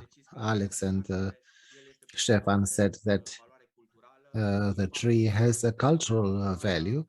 In Timișoara, some of the events in the history of the city are related to the tree. And so a component of the green area has a cultural role. Which are the categories of green space? Here is a new definition. How do we classify the green areas? Which are the criteria? Here I should mention, I don't know if I have enough time. I discussed with a colleague from the municipality of Timișoara. They said they cannot introduce certain green areas because they are on the state public domain, and automatically they cannot be put under legal protection according to the order of the minister that regulates the local register of the green areas. What is very important is that it clarifies this public and private green areas, and they say which categories are subject to the law. The previous law didn't make the difference between public and private green areas. So what Rebecca said because this register, because the order is drafted by the Ministry for the Public Domains, they say they will have an inventory of all green areas of the public domains, and you see how that the public domain are all the properties of the state and of the EUATs, the territorial units. So when they say that this refers to the public domain, they all enter in the same area. And I will stop you here because we have to start the other part. Thank you very much for the presentation. I think that what resulted from your presentation is that this project is very complex, and if we start to add something to the legislation in Romania, we have to realize that it is a long-term process. We started this process in 2015, and it hasn't been finished yet. So you need quite a lot of patience. Now let's go on to the last part of the event, which is a round table in which we will discuss about the tree in the urban area and what the urban greening means. Raluca Rusu will moderate. She is specialized in cultural studies, and she likes methodologies regarding the landscaping. And an important thing is that right now she coordinates the zonal commission of historical monuments for the area of Timiș. Comisiei Naționale de Monumente, fiind de fapt primul peisagist care are un She's the first landscape architect who has such an important role, and Raluca is the closest variant of working also as a lawyer. She sees the legislation in 3D. I will give her the floor. Raluca, you have the floor. Thank you for the introduction. I hope you can hear me. Good evening, everyone. I'm glad to meet again, to get to know each other. For those who haven't seen me yet, for the moderation of this debate, we have the following program. I will give you an intro. I will introduce the guests, and then we will start the dialogue and the public that follows us. The topic of the conference of ASOP Romania is called The Trees Today and Now. It is inspired from the annual resolution 2021 of the International Federation of Landscape Architects, and this federation that represents 34 associations of landscape architects of Europe 𝐹LA anchors the term of landscape in the challenges of the moment. This is an annual resolution for 2021. It means that we have to assume the day-to-day landscapes. It means knowledge and action, and this has been presented. So we have to know in order to act.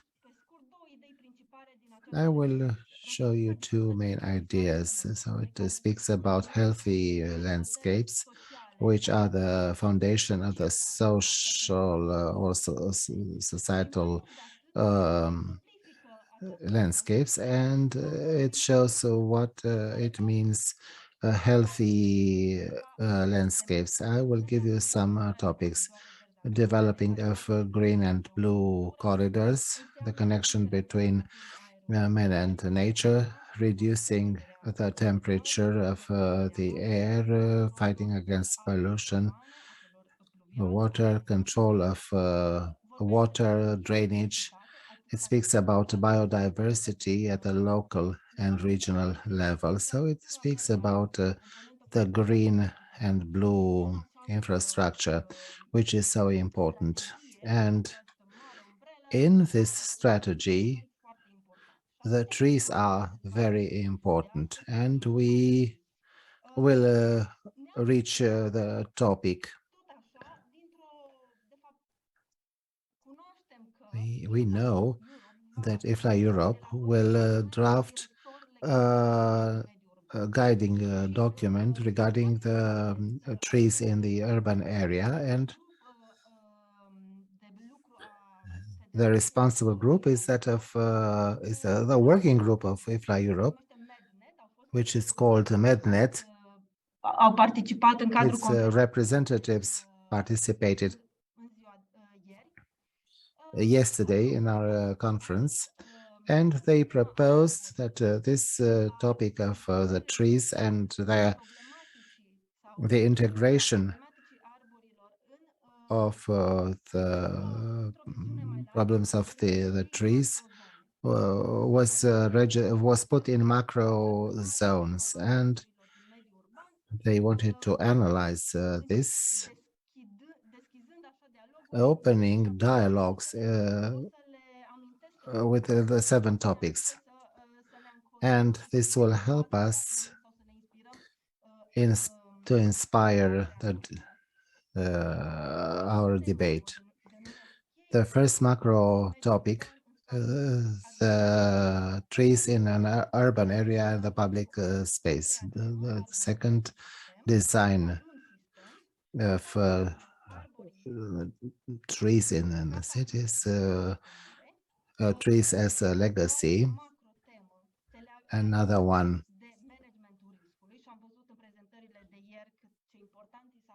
and we saw how important it is to have this vision about the reduction of the risk in the public space. Then the management of trees. We saw yesterday examples of best practice and how the trees live. And these topics will be discussed in the next strategic document for Europe. And after this introduction, I couldn't be shorter than that. We have now representatives from the academic environment, but also the professional area, and I will make a short introduction for each guest, and then I will launch the question for each guest. We are glad to have here the Professor Dr. Viorel Mitre, the Dean of the Horticulture University from Cluj, where the landscape school is active. The professor is very involved on research and publishing in journals. He won various prizes and patents.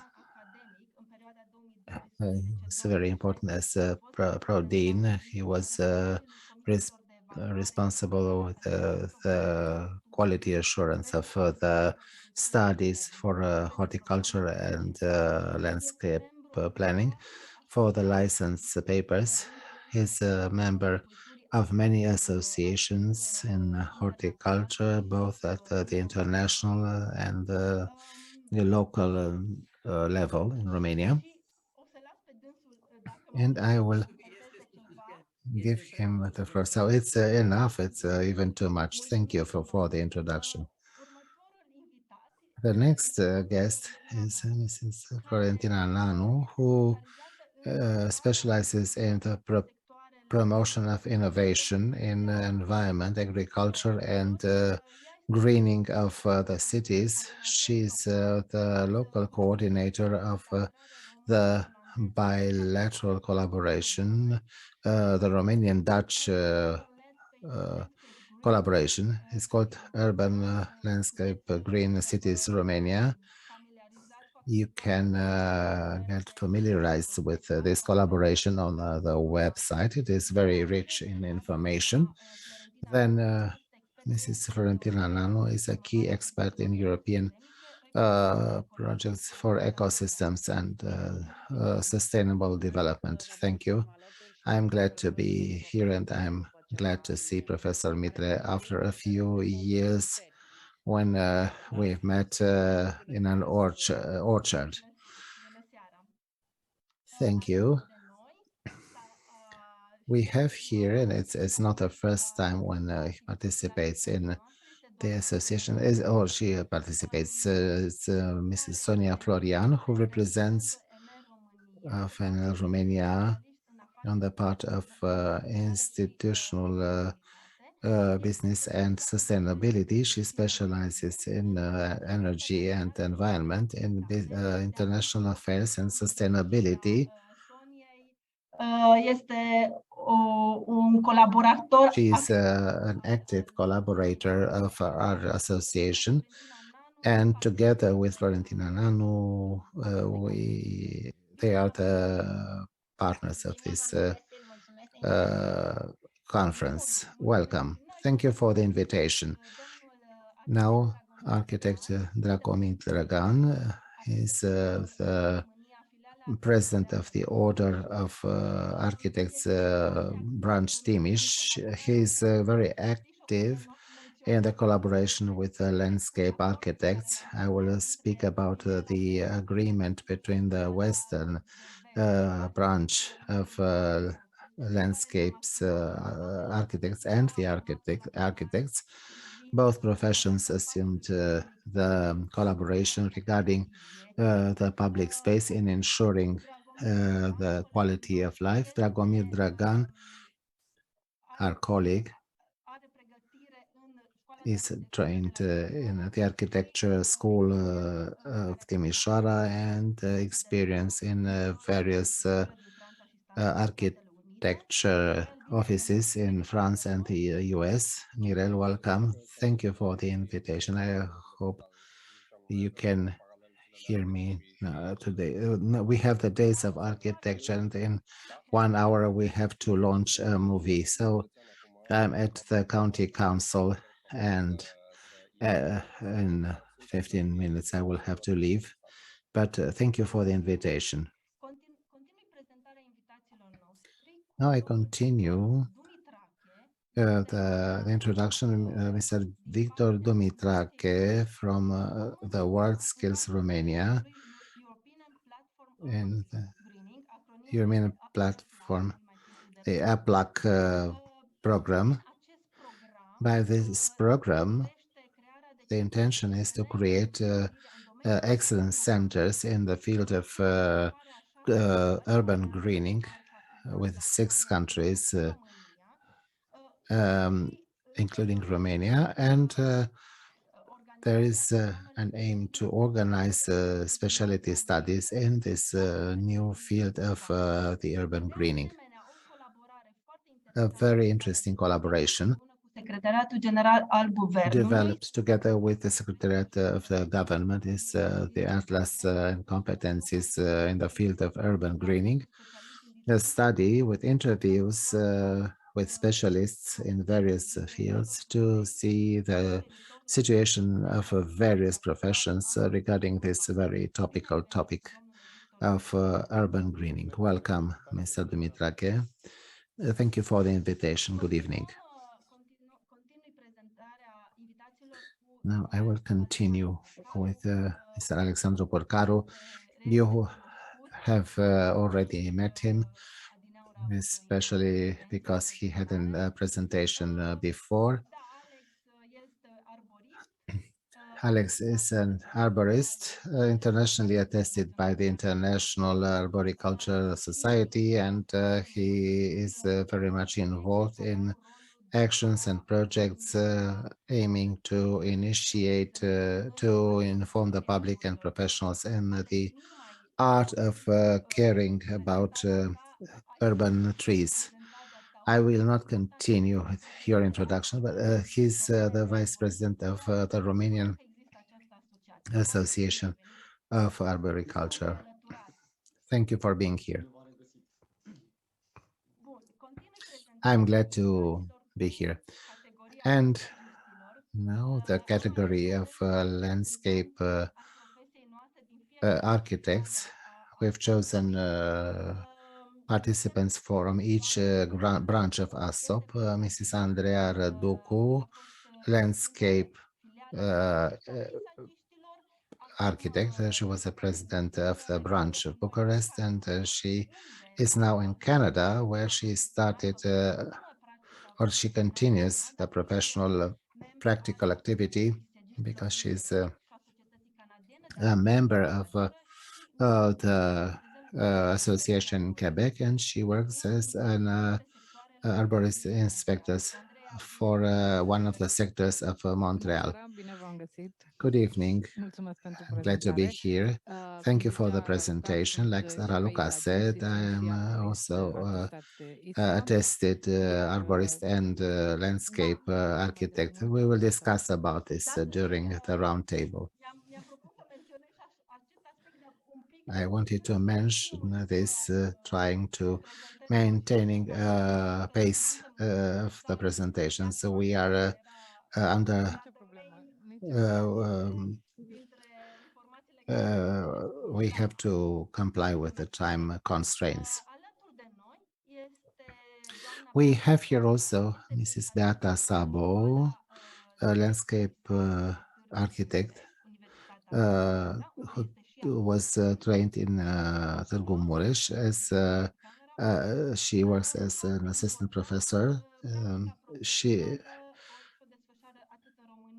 Her professional practice is performed in Romania and Hungary together with other landscape architects who created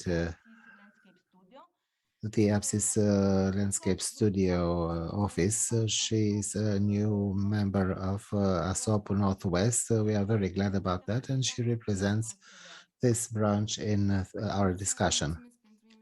Good evening. Thank you for the invitation. Thank you for accepting to come in this debate. And last but not least,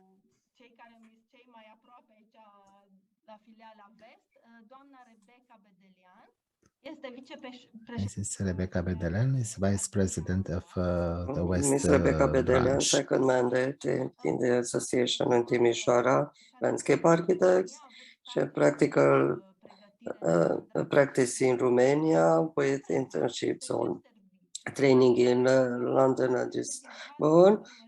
Today is head of department in Timișoara in the landscape design and architecture, and we are happy that you practice in the public administration.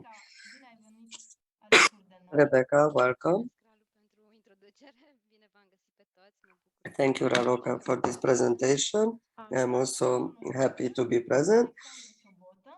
And last but not least, Alexandru Ciobotă. Recently, we listened to him in his presentation. So I made some choices of words that were difficult to say. So Alex is a founding member of our association and also of the West branch. He is very active in the activities of the association. I'm happy that I have the opportunity to cooperate in my professional practice with him. Alex, are you still here? Maybe he took a short break. Thank you all for accepting to participate in this debate. And the question is the same for each and every one of you. Before saying the question, very important, since we are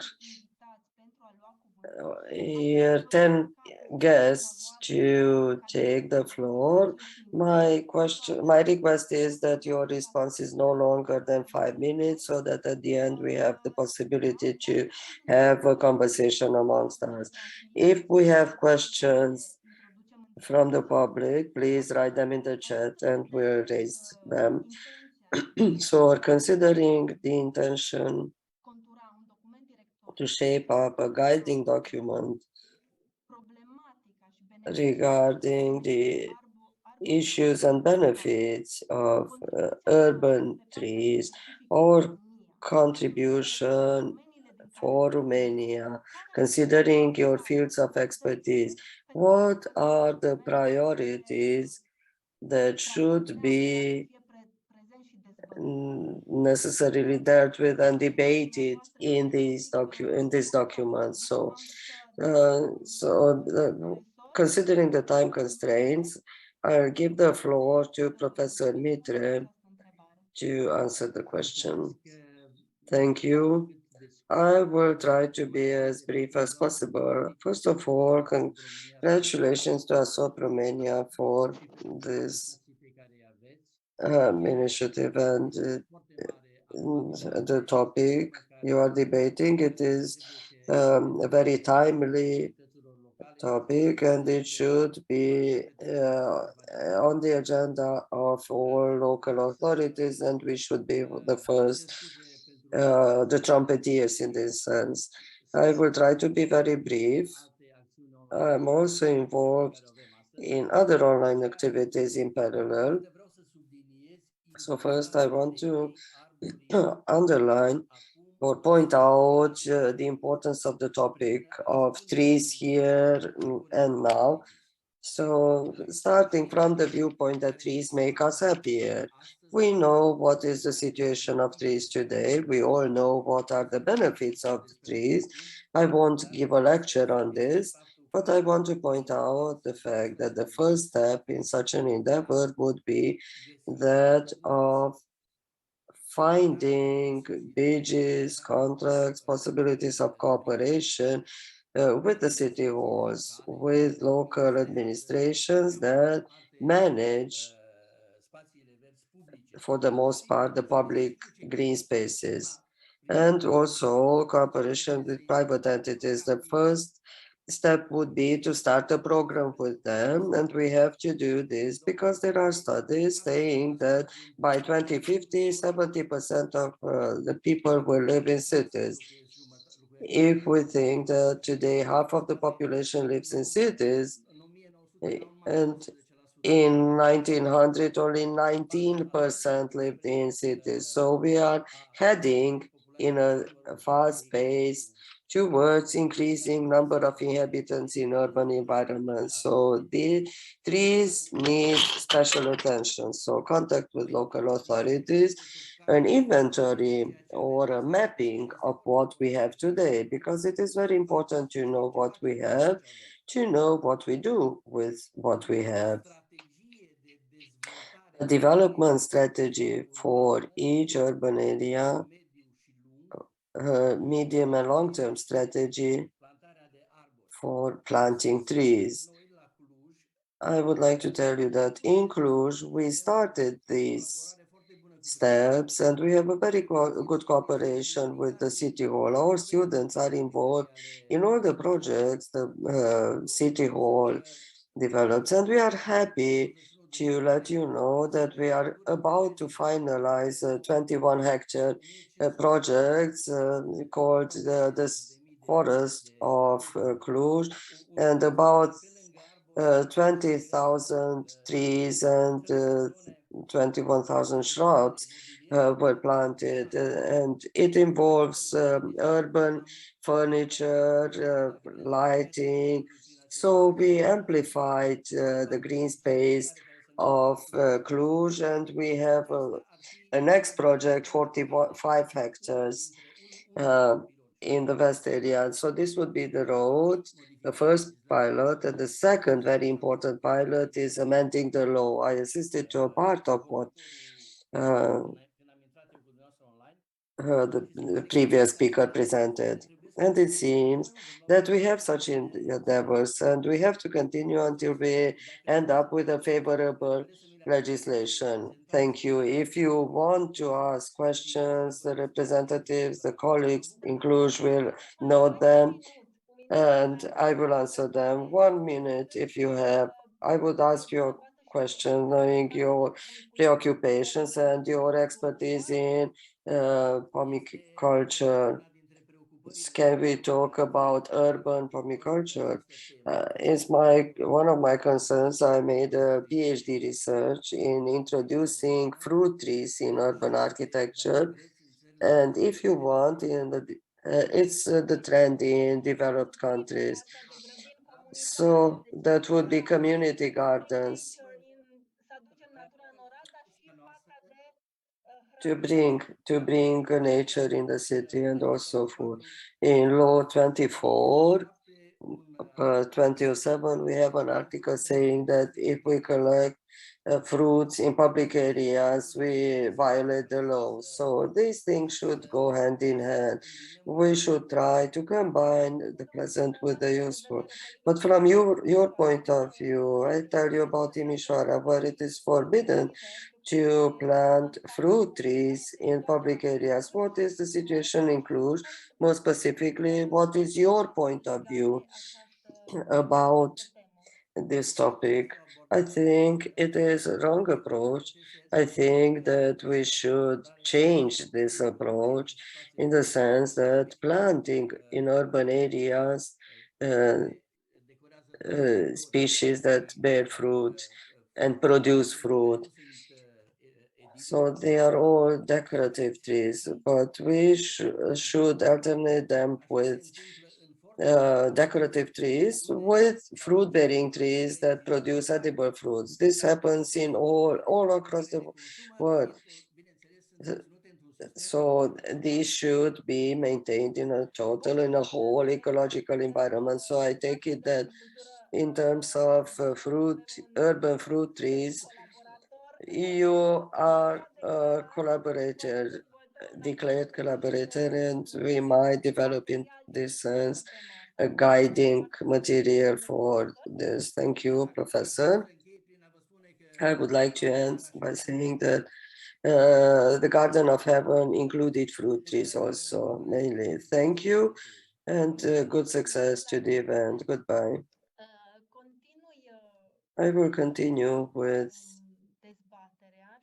the debate with Ms. Florentina Nanu to answer the same questions. If you want, I repeat it, but I know that you are familiar with it. Now it is clear. The question is very clear, and I'm very happy to to say that I'm glad that I'm here in this dialogue, in this range of professionals who would try to find the dialogue between the two general assemblies of ASOP. I would like to start from here. I think that also from the perspective of the initiative I am shepherding, the priority should be the cooperation between the various environments where discussion on arboriculture and the urban environment happens. I'm talking about business environment, academia, institutional environment, because I think there is a huge potential and a huge capacity in the professional sector, which is not very well mirrored in the dialogue with the other sectors and other categories. You make an extraordinary effort. So since 2015 up to now, it took this much to make an amendment of the law. Probably we should investigate other types of alliances and advocacy that would fasten up the change, because without elements of innovation cannot be implemented, and if or might be implemented in a poor manner, and then that will have an impact on acceptance and long-term impact. I think dialogue is the first stage. The second stage is cooperation, and I think knowledge or elements of knowledge should be brought up, as we learned and yesterday a lot of interesting things.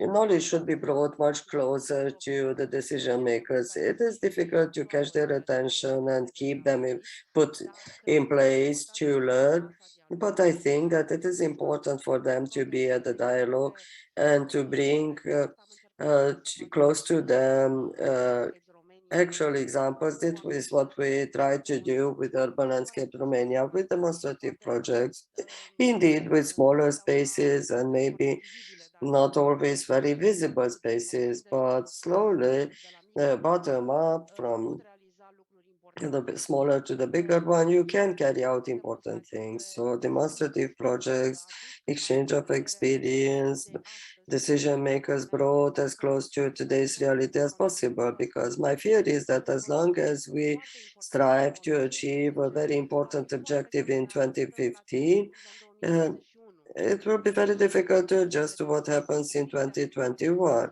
And we have to include a forward vision in the law, because the world doesn't stand still.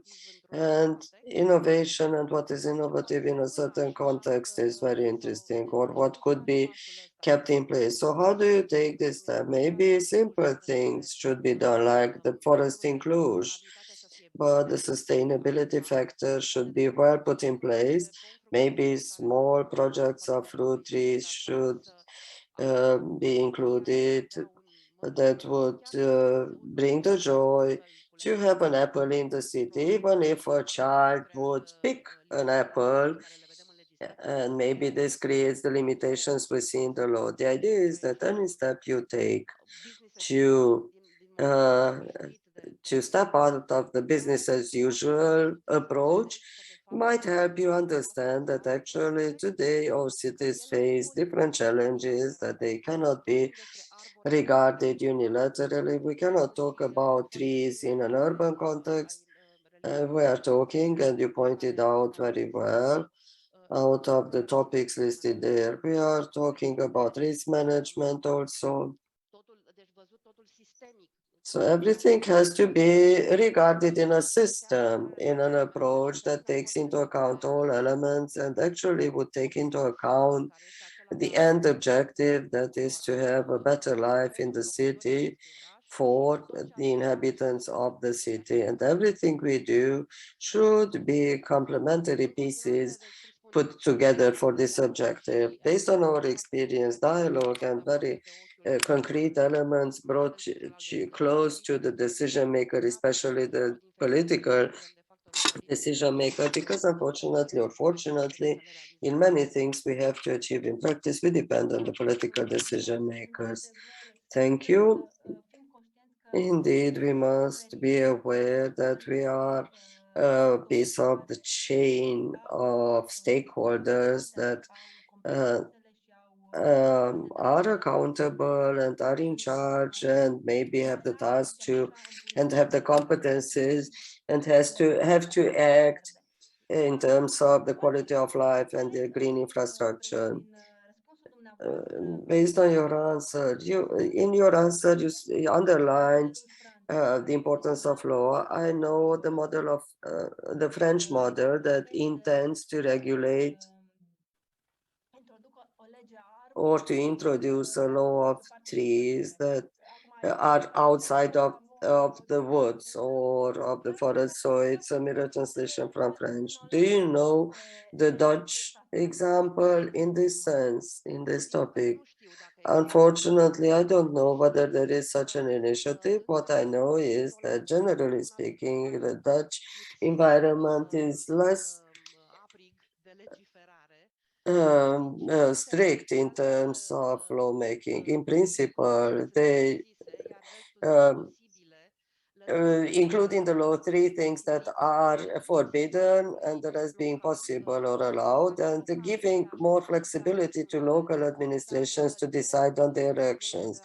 But based on what I saw in our interactions, and Diana was part of this interaction in a study visit some time ago, there is a much wider openness to take over from the dialogue with the community, take over elements that would be later on set in a sustainable infrastructure, and they work only with professionals.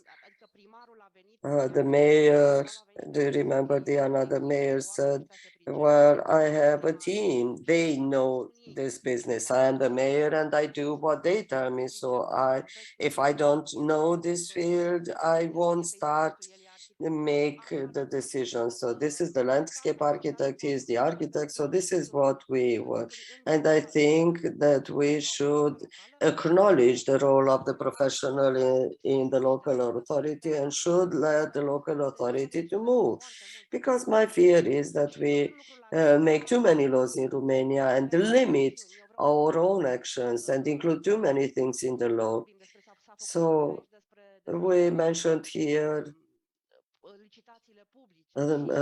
public tenders, public procurements, and the capacity of a crane that would block a project. So I have seen large projects that were affected by the poor management of downloading the trees. I'm happy that yesterday Raluca showed a few elements of how you handle a big tree, planting them, maintaining them. You brought best quality material, but you cannot manage it here because everybody refers to the terms of the procurement document that require a lot of things, but have no provisions regarding responsibility for the living materials.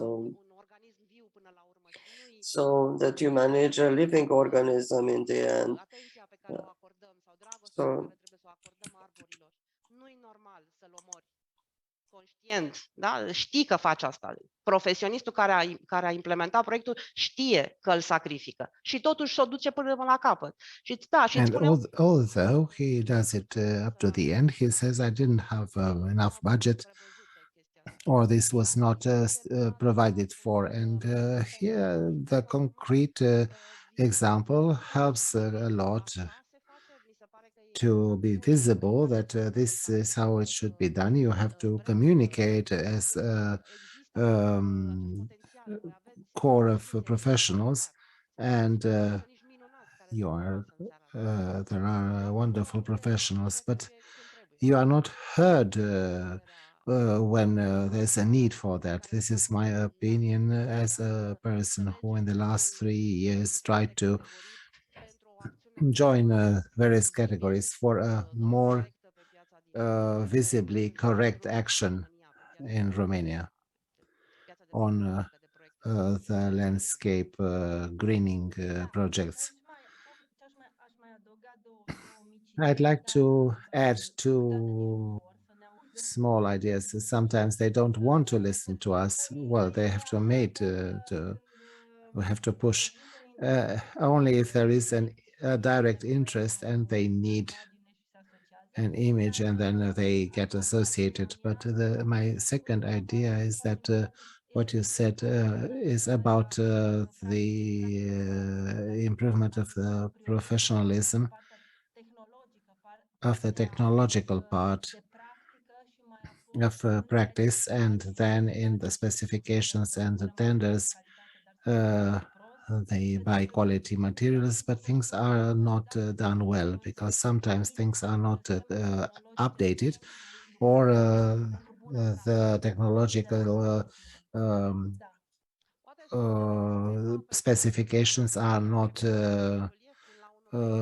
done for. So we have to manage the new product. Maybe it is a normal process, but there's a need of energy in the field. We need dialogue and collaboration, and we have to impose the best practices that lead to sustainable projects wherever in the world.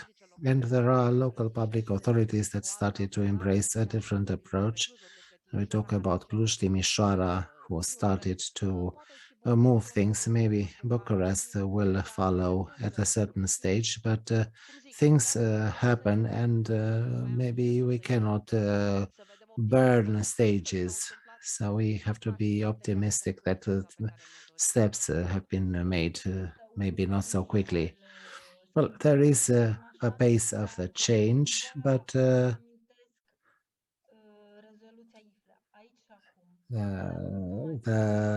IFLA resolution is here and now. Although it is normal to have to have various stages, but the present shows us that we should undertake more actions in the field of infrastructure. Maybe here and now must be heard stronger than it is now.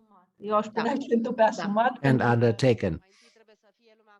Well, people must listen to that. They have to do it now. We cannot postpone, because we are very much behind, and we and the next generations will pay a huge price because we didn't do what was needed. Thank you, Florentina, for your opinions. And now I will shift quickly to Mirel Dragan. Mirel is the name used among friends. Mirel, I know that you are, the time is short. I will try to be concise.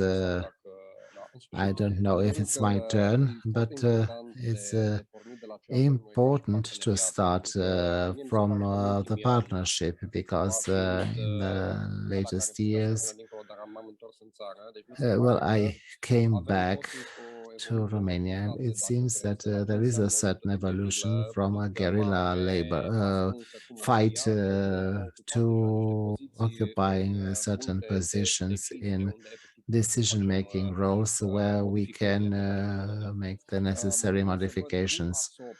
I'm glad to see, together with ASOP, that what we did 4 to 5 years ago, now we are in more important positions, and what we want to send has a better effect.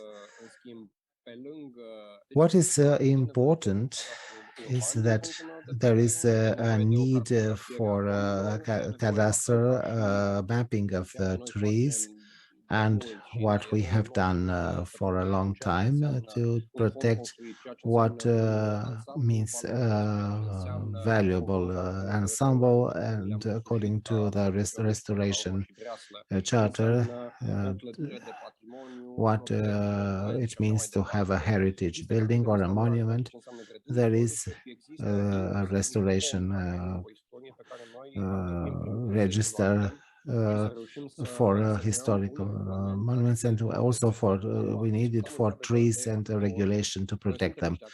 We are actors that worked a lot and created enough hype in this field, and congratulations for changing the legislation. We have a law that should help us and increase our responsibility, and in fact you need a discussion partner, and if you don't have him, all the actions will be blocked. We will cover ourselves with papers and so on. Well, I intervene here. just a key question. Which is the priority regarding the trees, the urban trees in a strategic documents to be sent at the EU level? Deci ar trebui cumva văzut care sunt criteriile We importante should see which are the acceptate, important, tolerate. accepted, and Asta tolerated promovate criteria, and they should be după care vin promoted obiective as a mai priority, and complice. then you Dar can come o with chestie foarte professional importantă. Deci există spațiu and more public în care complicated avem things. obiectele But astea de so patrimoniu care a venit, we sunt have a conform public guvernului, space sunt where there are conform heritage orice fel de objects arbuși and sau trees or ce shrubs or consimțământ any luat. other Trebuie things văzut in ce the urban fel area. We have to abordările de see, amenajări noi sunt spațiile because minerale sau spațiile the vegetale. new Trebuie în momentul în care areas promovăm are spațiul vegetal or public, mineral, intervențiile în and spațiile if urbane de we protecție în promote viața în this oraș, in suntem tot mai cities mulți where apropo de ce se menționa ever adineauri, more trebuie people, văzut ce înseamnă we have to asumarea see what it responsabilității means to assume construcțiilor the pentru spațiile responsibility verzi of pe care le maintaining propunem. the green areas. Sunt foarte multe direcții, cum bine There are știți, many ce e important. directions, Sunt niște criterii care trebuie and stabilite there ca are și criteria that priorități, have to be ce established valori as se priorities, what contează, is dar în același timp valuable să ne and asigurăm what că not, cei care vor face and to make investițiile sure pentru that those fondul who will make public the și pentru tot ce investments for the spațiul public public, fund să and poată fi for și o the public responsabilitate a space to cetățenilor. Cred că este assume un the aspect extrem de responsibility important. of Putem să visăm maintenance. la ceva, Otherwise, dar we can dream putem să menținem of nivelul de something, but if we cannot maintain it, it's for nothing. Our heritage in this field of the trees is not well known, so this is not managed in a sustainable way. So there is a lack of knowledge and administrative knowledge, I should say, because at the professional part, we've seen that the representatives of the Romanian Arboriculture Association are present, and they are also present individually. There is knowledge. Thank you, Mirel.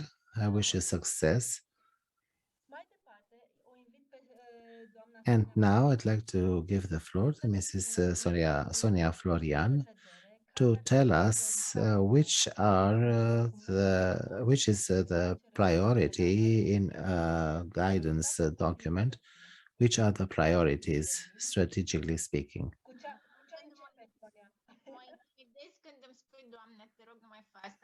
So please don't call me Mrs. Florian. Well, I'd like to congratulate for the meeting of this year. It is a joy for me to be here and to see how many people you're able to gather around the round table. And I don't know how you do, but you navigate through the pandemic without any problem. And you are able to do things, very good things, to discuss things. We are so many diverse people. Congratulations once more. Now, from my perspective of non-landscape architect and layman, I think you are all right, and you said things that we can agree with, very important things. And coming from a non-arborical or non-landscape area, I'm an economist,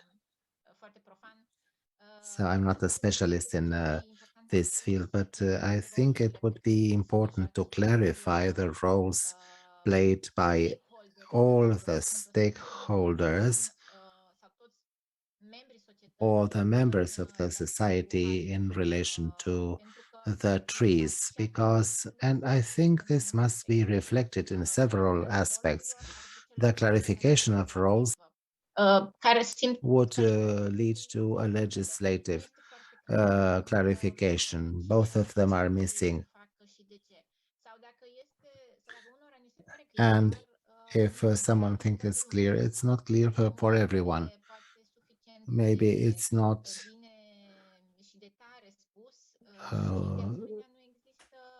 strongly said, and there are no consequences. for the non-fulfillment of the provisions. Maybe they are not the best ones, but there are provisions, and if someone doesn't fulfill them, nothing happens.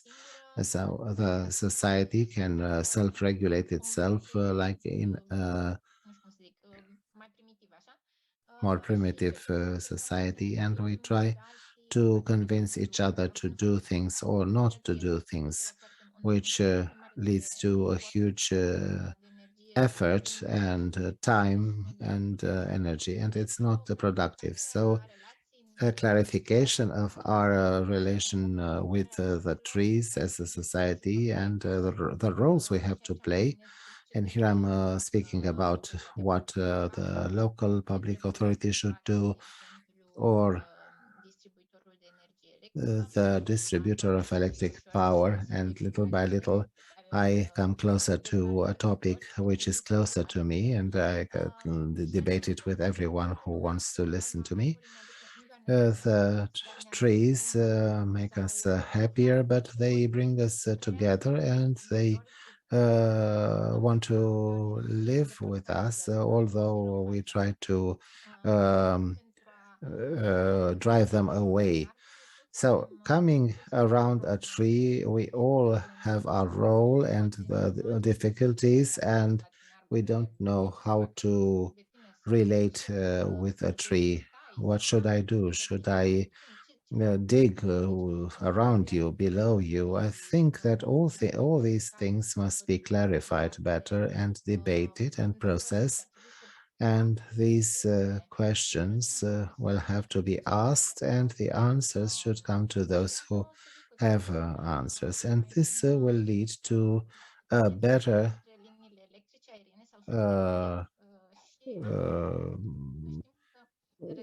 living or a relationship between the various pipelines and lines and the trees. So we want to have lines that operate well, but this interacts with the trees quite a lot compared to last year when I participated in the ASOP conference. And this year I realized that in an even higher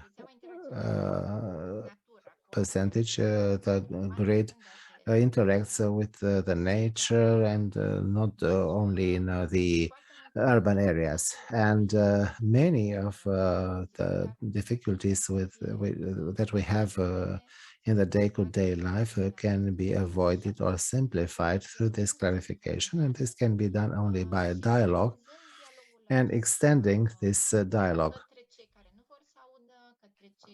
to those who don't want to hear about it, or they don't know they have something to say regarding this topic. Who would have thought that an electric power distributor had something to say? So now we are here and discuss, and we have open ears. It's extraordinary. We learn a lot. We are open to questions, and maybe there are other players which are atypical to who would participate, and they would have important contributions. Thank you. Thank you, Sonia. The clarification is a very important term in everything we do professionally, and I would connect it to responsibility. Our collaboration with NL started from responsibility of NL, who had a relation, the responsibility of the relation between the electrical networks and the trees. And so we have a responsibility as a profession, and we want to clarify things, which is the field, and this is the modification of the existing law. Many said you shouldn't touch the law anymore, but there are intentions and key words that we remembered from your presentation: responsibility and clarification. And either if we are just practitioners or part of an institution, we can bring our contribution. Thank you, Sonia. Now I give the floor to Mr. Victor Dumitrache, who has a very interesting activity as regards the competencies. Victor, of course, regarding the question, the central question, which would be the priority of the strategy? We would put the priority, the professional training, because in an ideal world in which these legislative issues would be solved soon, the next problem of the greening would be that of human capital. It's not necessarily my opinion or that of World Skills Romania, but the result obtained after 2 studies in the project European Platform for City Greening. And I think that the need of specialists is in execution and maintenance. So it's not what we think, it's the conclusion of the study. And this need can be satisfied by ongoing training programs in which the employees of the companies or the public administrations could participate for executing the development of green areas or the works for maintenance. And as far as I understand, they don't have a qualification in this field. They don't have a formal training, and they also have the initial training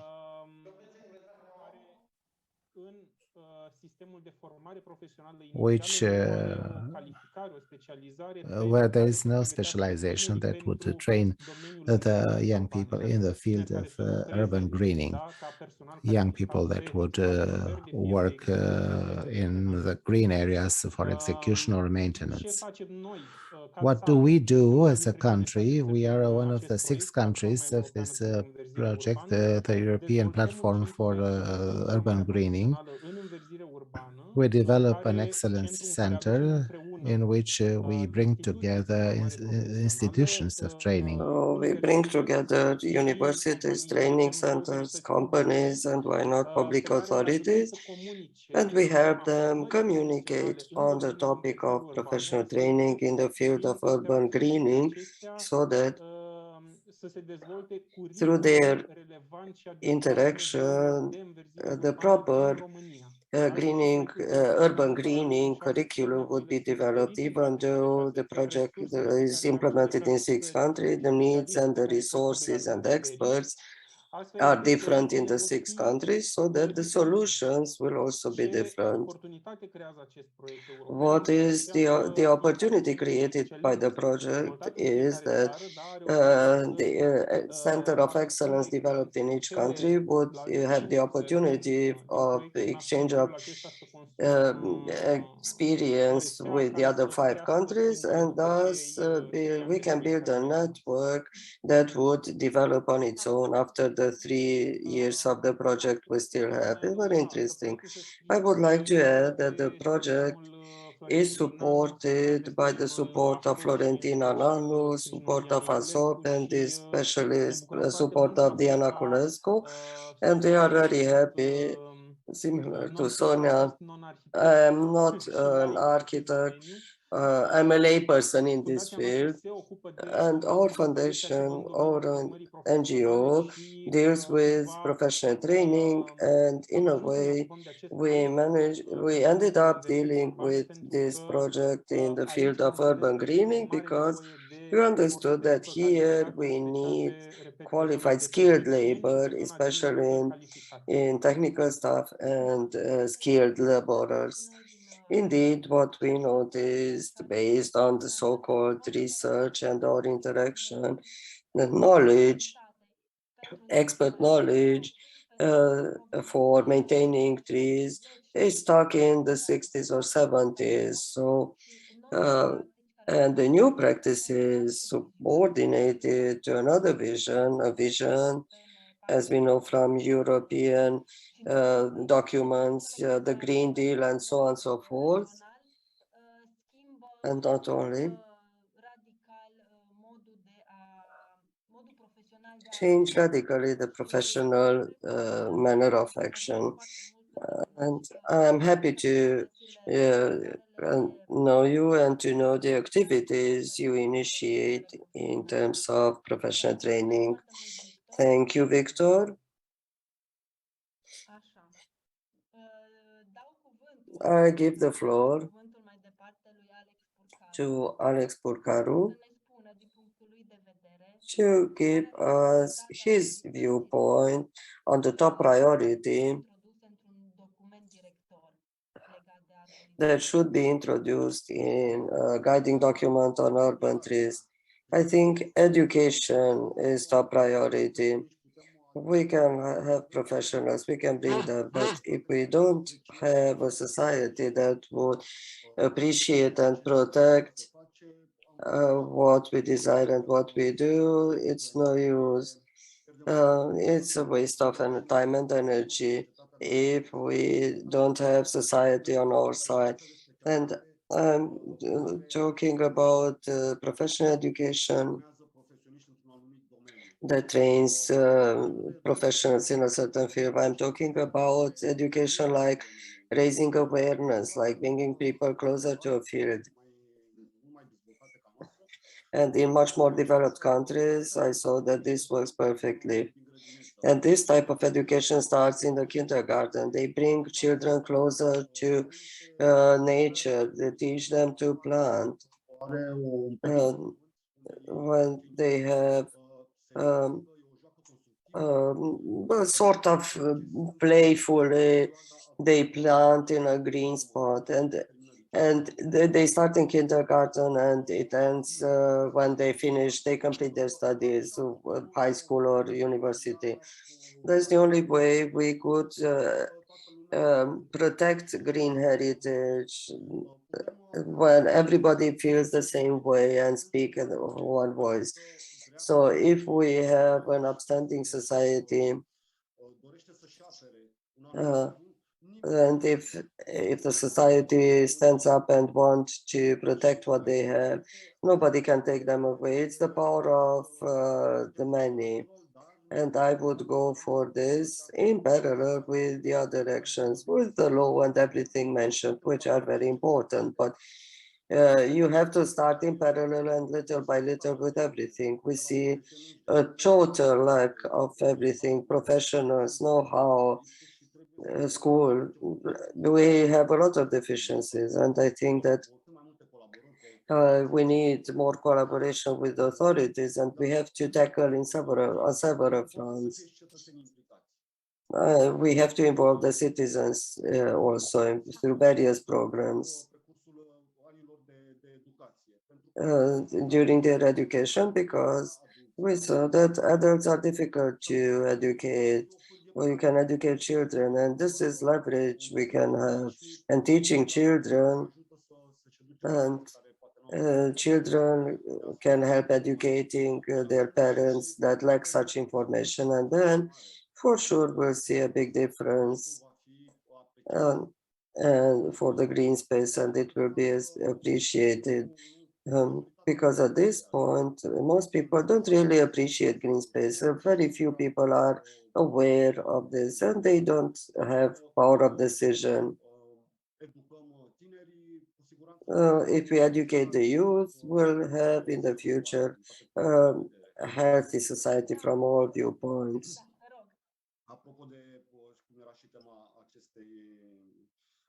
Speaking of the topic of this meeting, I read in a book a question: what is the best time to plant a tree? And the answer was 20 years ago. And the second best moment is today, now, not tomorrow. And that's my point of view. Education in parallel with everything else, but with focus on this type of education and starting from kindergarten. Thank you, Alex. I noted from your intervention is the topic to talk about it, to be present. So the topic of the tree and of nature to be present in society. Because so in order for society to appreciate it, we need knowledge. So appreciation, valuing comes from knowledge. And as you say, education is an important component that has to be included in this guiding document. Education both for the public at large and for the professionals. And I think the responsibility of pertaining to our profession is to keep the topic as live as possible in the public space. Thank you, Alex. I give the floor to Andreea Răducu, our colleague from Canada, to give us, based on her viewpoint and Canadian experience, what would be the top priority to be included in the strategic and guiding document related to trees in the urban environment. Thank you, Raluca. I totally agree with Alex. Education is the first thing. I see this field as a machinery with several branches. Education is a priority. If there is no request for green spaces and the people are not aware of the need for green spaces, it is very difficult to explain and teach people how a tree should protect it, how you should be planted, why you shouldn't prune it. Obviously, law is very important here. In Canada, at this point, the law is very strict in public space, but also in the private spaces. A brief example, if you have a tree in your yard and you want to cut it, it is impossible to cut it without the approval of an inspector. Trees cannot be felled if they are healthy. Even if you want to remove it, there are strict criteria for which you can fell a tree and you must plant a new one instead. There are strategies by sectors and municipalities with lists of trees recommended. Fruit trees are always among the trees recommended because the population asks for this. We have a lot of urban gardens, and it's a struggle to receive a plot in the urban garden from the city hall and to be able to work that plot. There are waiting lists for this. But as Alex said, the population asks for this. At this point in Bucharest, it doesn't happen. There is a struggle of experts, of professionals trying to explain why a tree is important, how to prune it, and when to prune it. But people think that if a tree has leaves and it's alive, it has to. Well, we all know the issues in Romania. Even if the tree is young, it's enough in Romanian opinion. With experts are a handful of people. Here you cannot make an intervention on a tree unless you are a tree surgeon with this certification. So normally to prune a tree, you have to go through a minimum 3-year training. Otherwise, you have no right to work on a tree. And you have to be certified by the International Association of Tree Surgeons in Quebec and then by ISA. So the event being organized with NL. So the partner of NL is called counterpart of NL is Hydro-Quebec. So the tree surgeons that make interventions on high voltage trees. So those tree surgeons are certified by Hydro-Quebec who would know how to work around high voltage lines. So not any 3 surgeons can work around 𝐲𝐸𝐷 lines. So the law is strict, the fines are very high. You can be fined even $10,000 if you try to prune in a wrong manner a tree that is your property.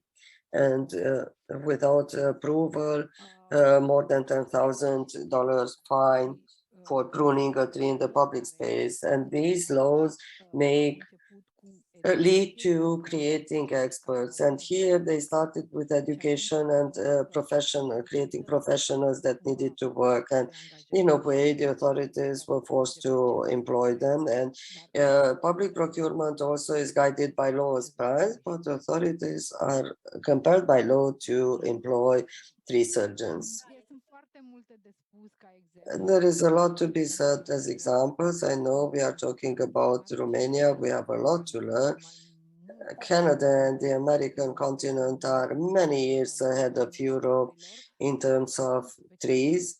We have experts we can develop, and I am sure that with the help of everybody in Romania and would hopefully be in Romania soon, we can develop this sector, but education and training specialists, experts who would enter the market is very important. Professionals who would provide these services. And to keep the topic alive and to make the topic be taken seriously. To give you an absurd example, a neighbor wants to cut a tree because they don't have enough light in their flat. So the challenges here are somewhat different. I think the example speaks for itself. We have a lot to catch up on and to build, but I think the most important thing is to keep the topic alive. Here, it is impossible. Even if the tree is on your property and destroys your parking lot, and if the tree is healthy, and it's in front of your tree. If a healthy tree, you cannot fell it. But I repeat, 90% of the urban landscape tends to urban vegetation, urban gardening. So they don't go for decorative species, but for bearing fruit, not necessarily for people to pick them, but to keep the fauna of the city alive. And the discussions here about express roads for bicycles next to the highways or motorways that would have green corridors for cycling and to build cycling routes next to urban forests and so on and so forth. So here we have topics. The topics are coming closer to Romania, and I saw very clearly this idea, my cooperation with the agency that manages European funds, where Europe said, bring nature to the city, we want green infrastructure. The terms are very clear, are easily translated into Romania, but the idea is how do you implement them and how to align them to the law. So we have to interpret them, and oftentimes they choose the simplified sense that brings losses. Another important issue we have in Romania are the local nurseries that cannot provide the material we would need as experts. Here, there are private nurseries working only for city halls that provide quality material exactly as we need for urban spaces. So norms and standards for nurseries, for materials we need is another issue. I'm sorry to intervene, but we are very late and I don't think we cannot exceed 6:30. The discussion is very interesting. Maybe we can have a discussion dedicated only to this topic, but I think we should move on to the next speakers. Thank you, Diana. I'll move on to the last part one. guest. Imrata, are you still here? We can see you, please, very briefly. What would you include as a top priority? In terms of the urban landscape, it would be very important to make a distinction between the manner of managing the historic species or ecological value and social-cultural value plants. And as for new plantations, it should be mandatory to avoid invasive species and those that are not included in the nature of the area. From urban management point of view, I think it is very important to quantify the benefits provided by trees. There are formulas to calculate.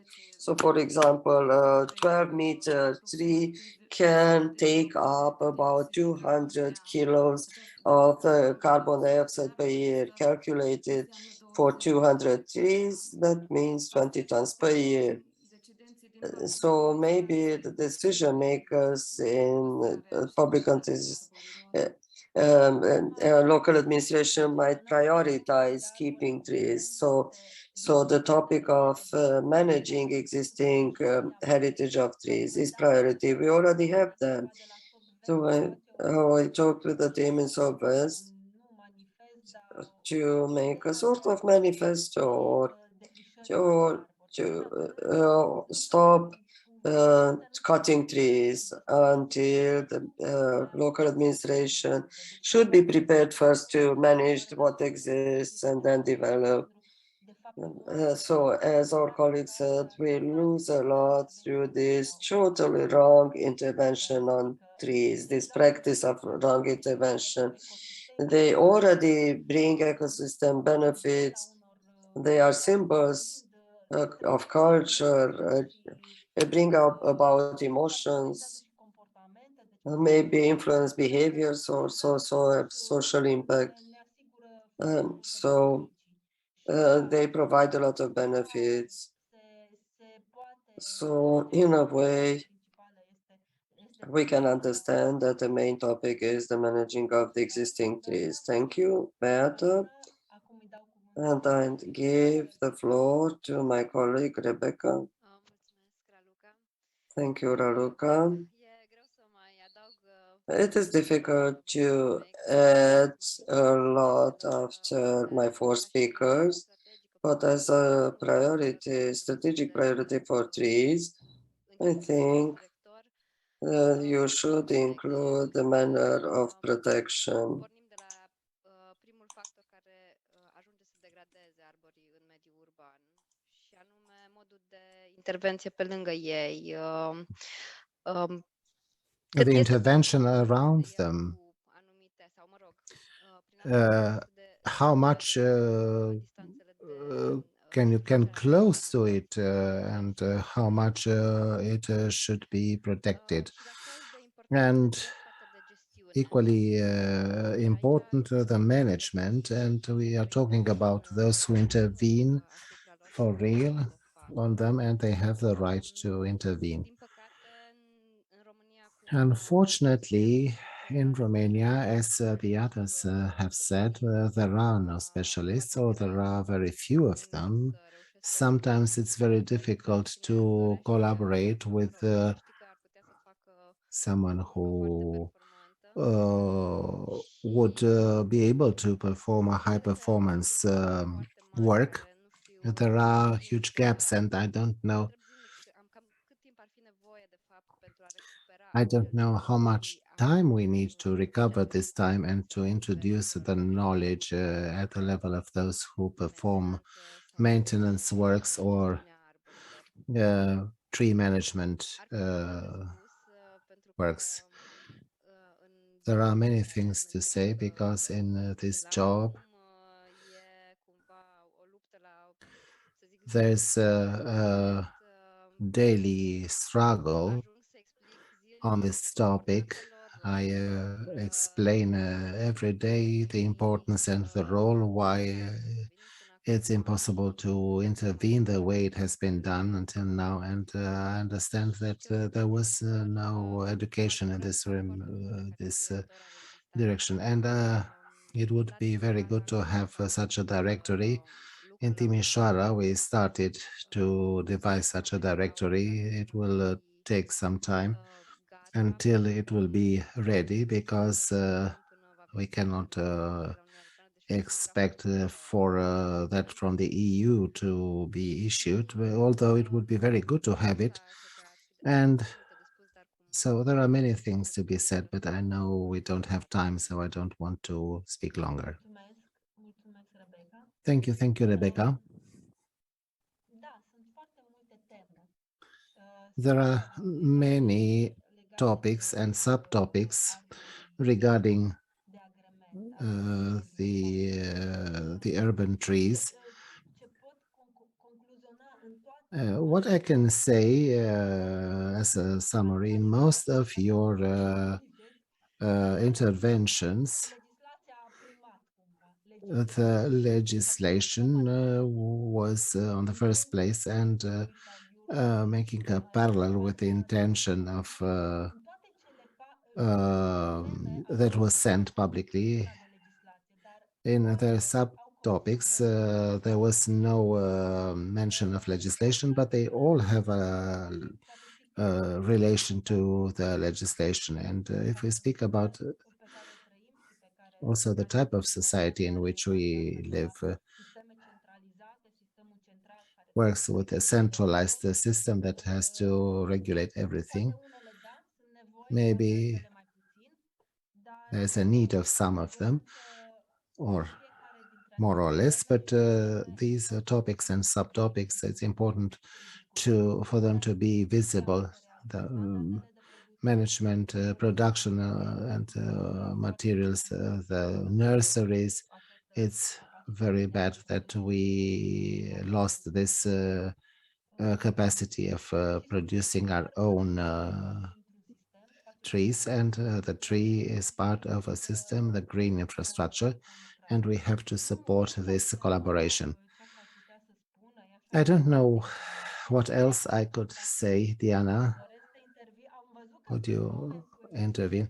I see there are many comments in the chat. I read some of them. I don't know if you have questions. No, there are no questions. There are discussions, which is very good. The fact that the interventions of our guests were of interest for the participants, and there is a discussion on the chat. I think that it is important to formalize this feedback and to transform it into a document that will be published later on, because the conclusion you drew is very representative for Romania, the place where you have to write in a law whatever is needed to do something good for the trees, and not only.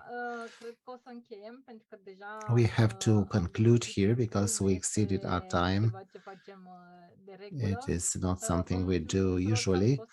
Thank you for being with us. Thank you, Raluca, for the coordination of the debate. And finally, I'd like to thank our partners, IFRA Europe, ARA, Urban Landscapes Romania, and NL and e-distribuție, and to thank you all for being patient. And I hope it was interesting, everything that you learned in this meeting this year. Thank you, and I hope to see you next time. Thank you. Thank you, and goodbye.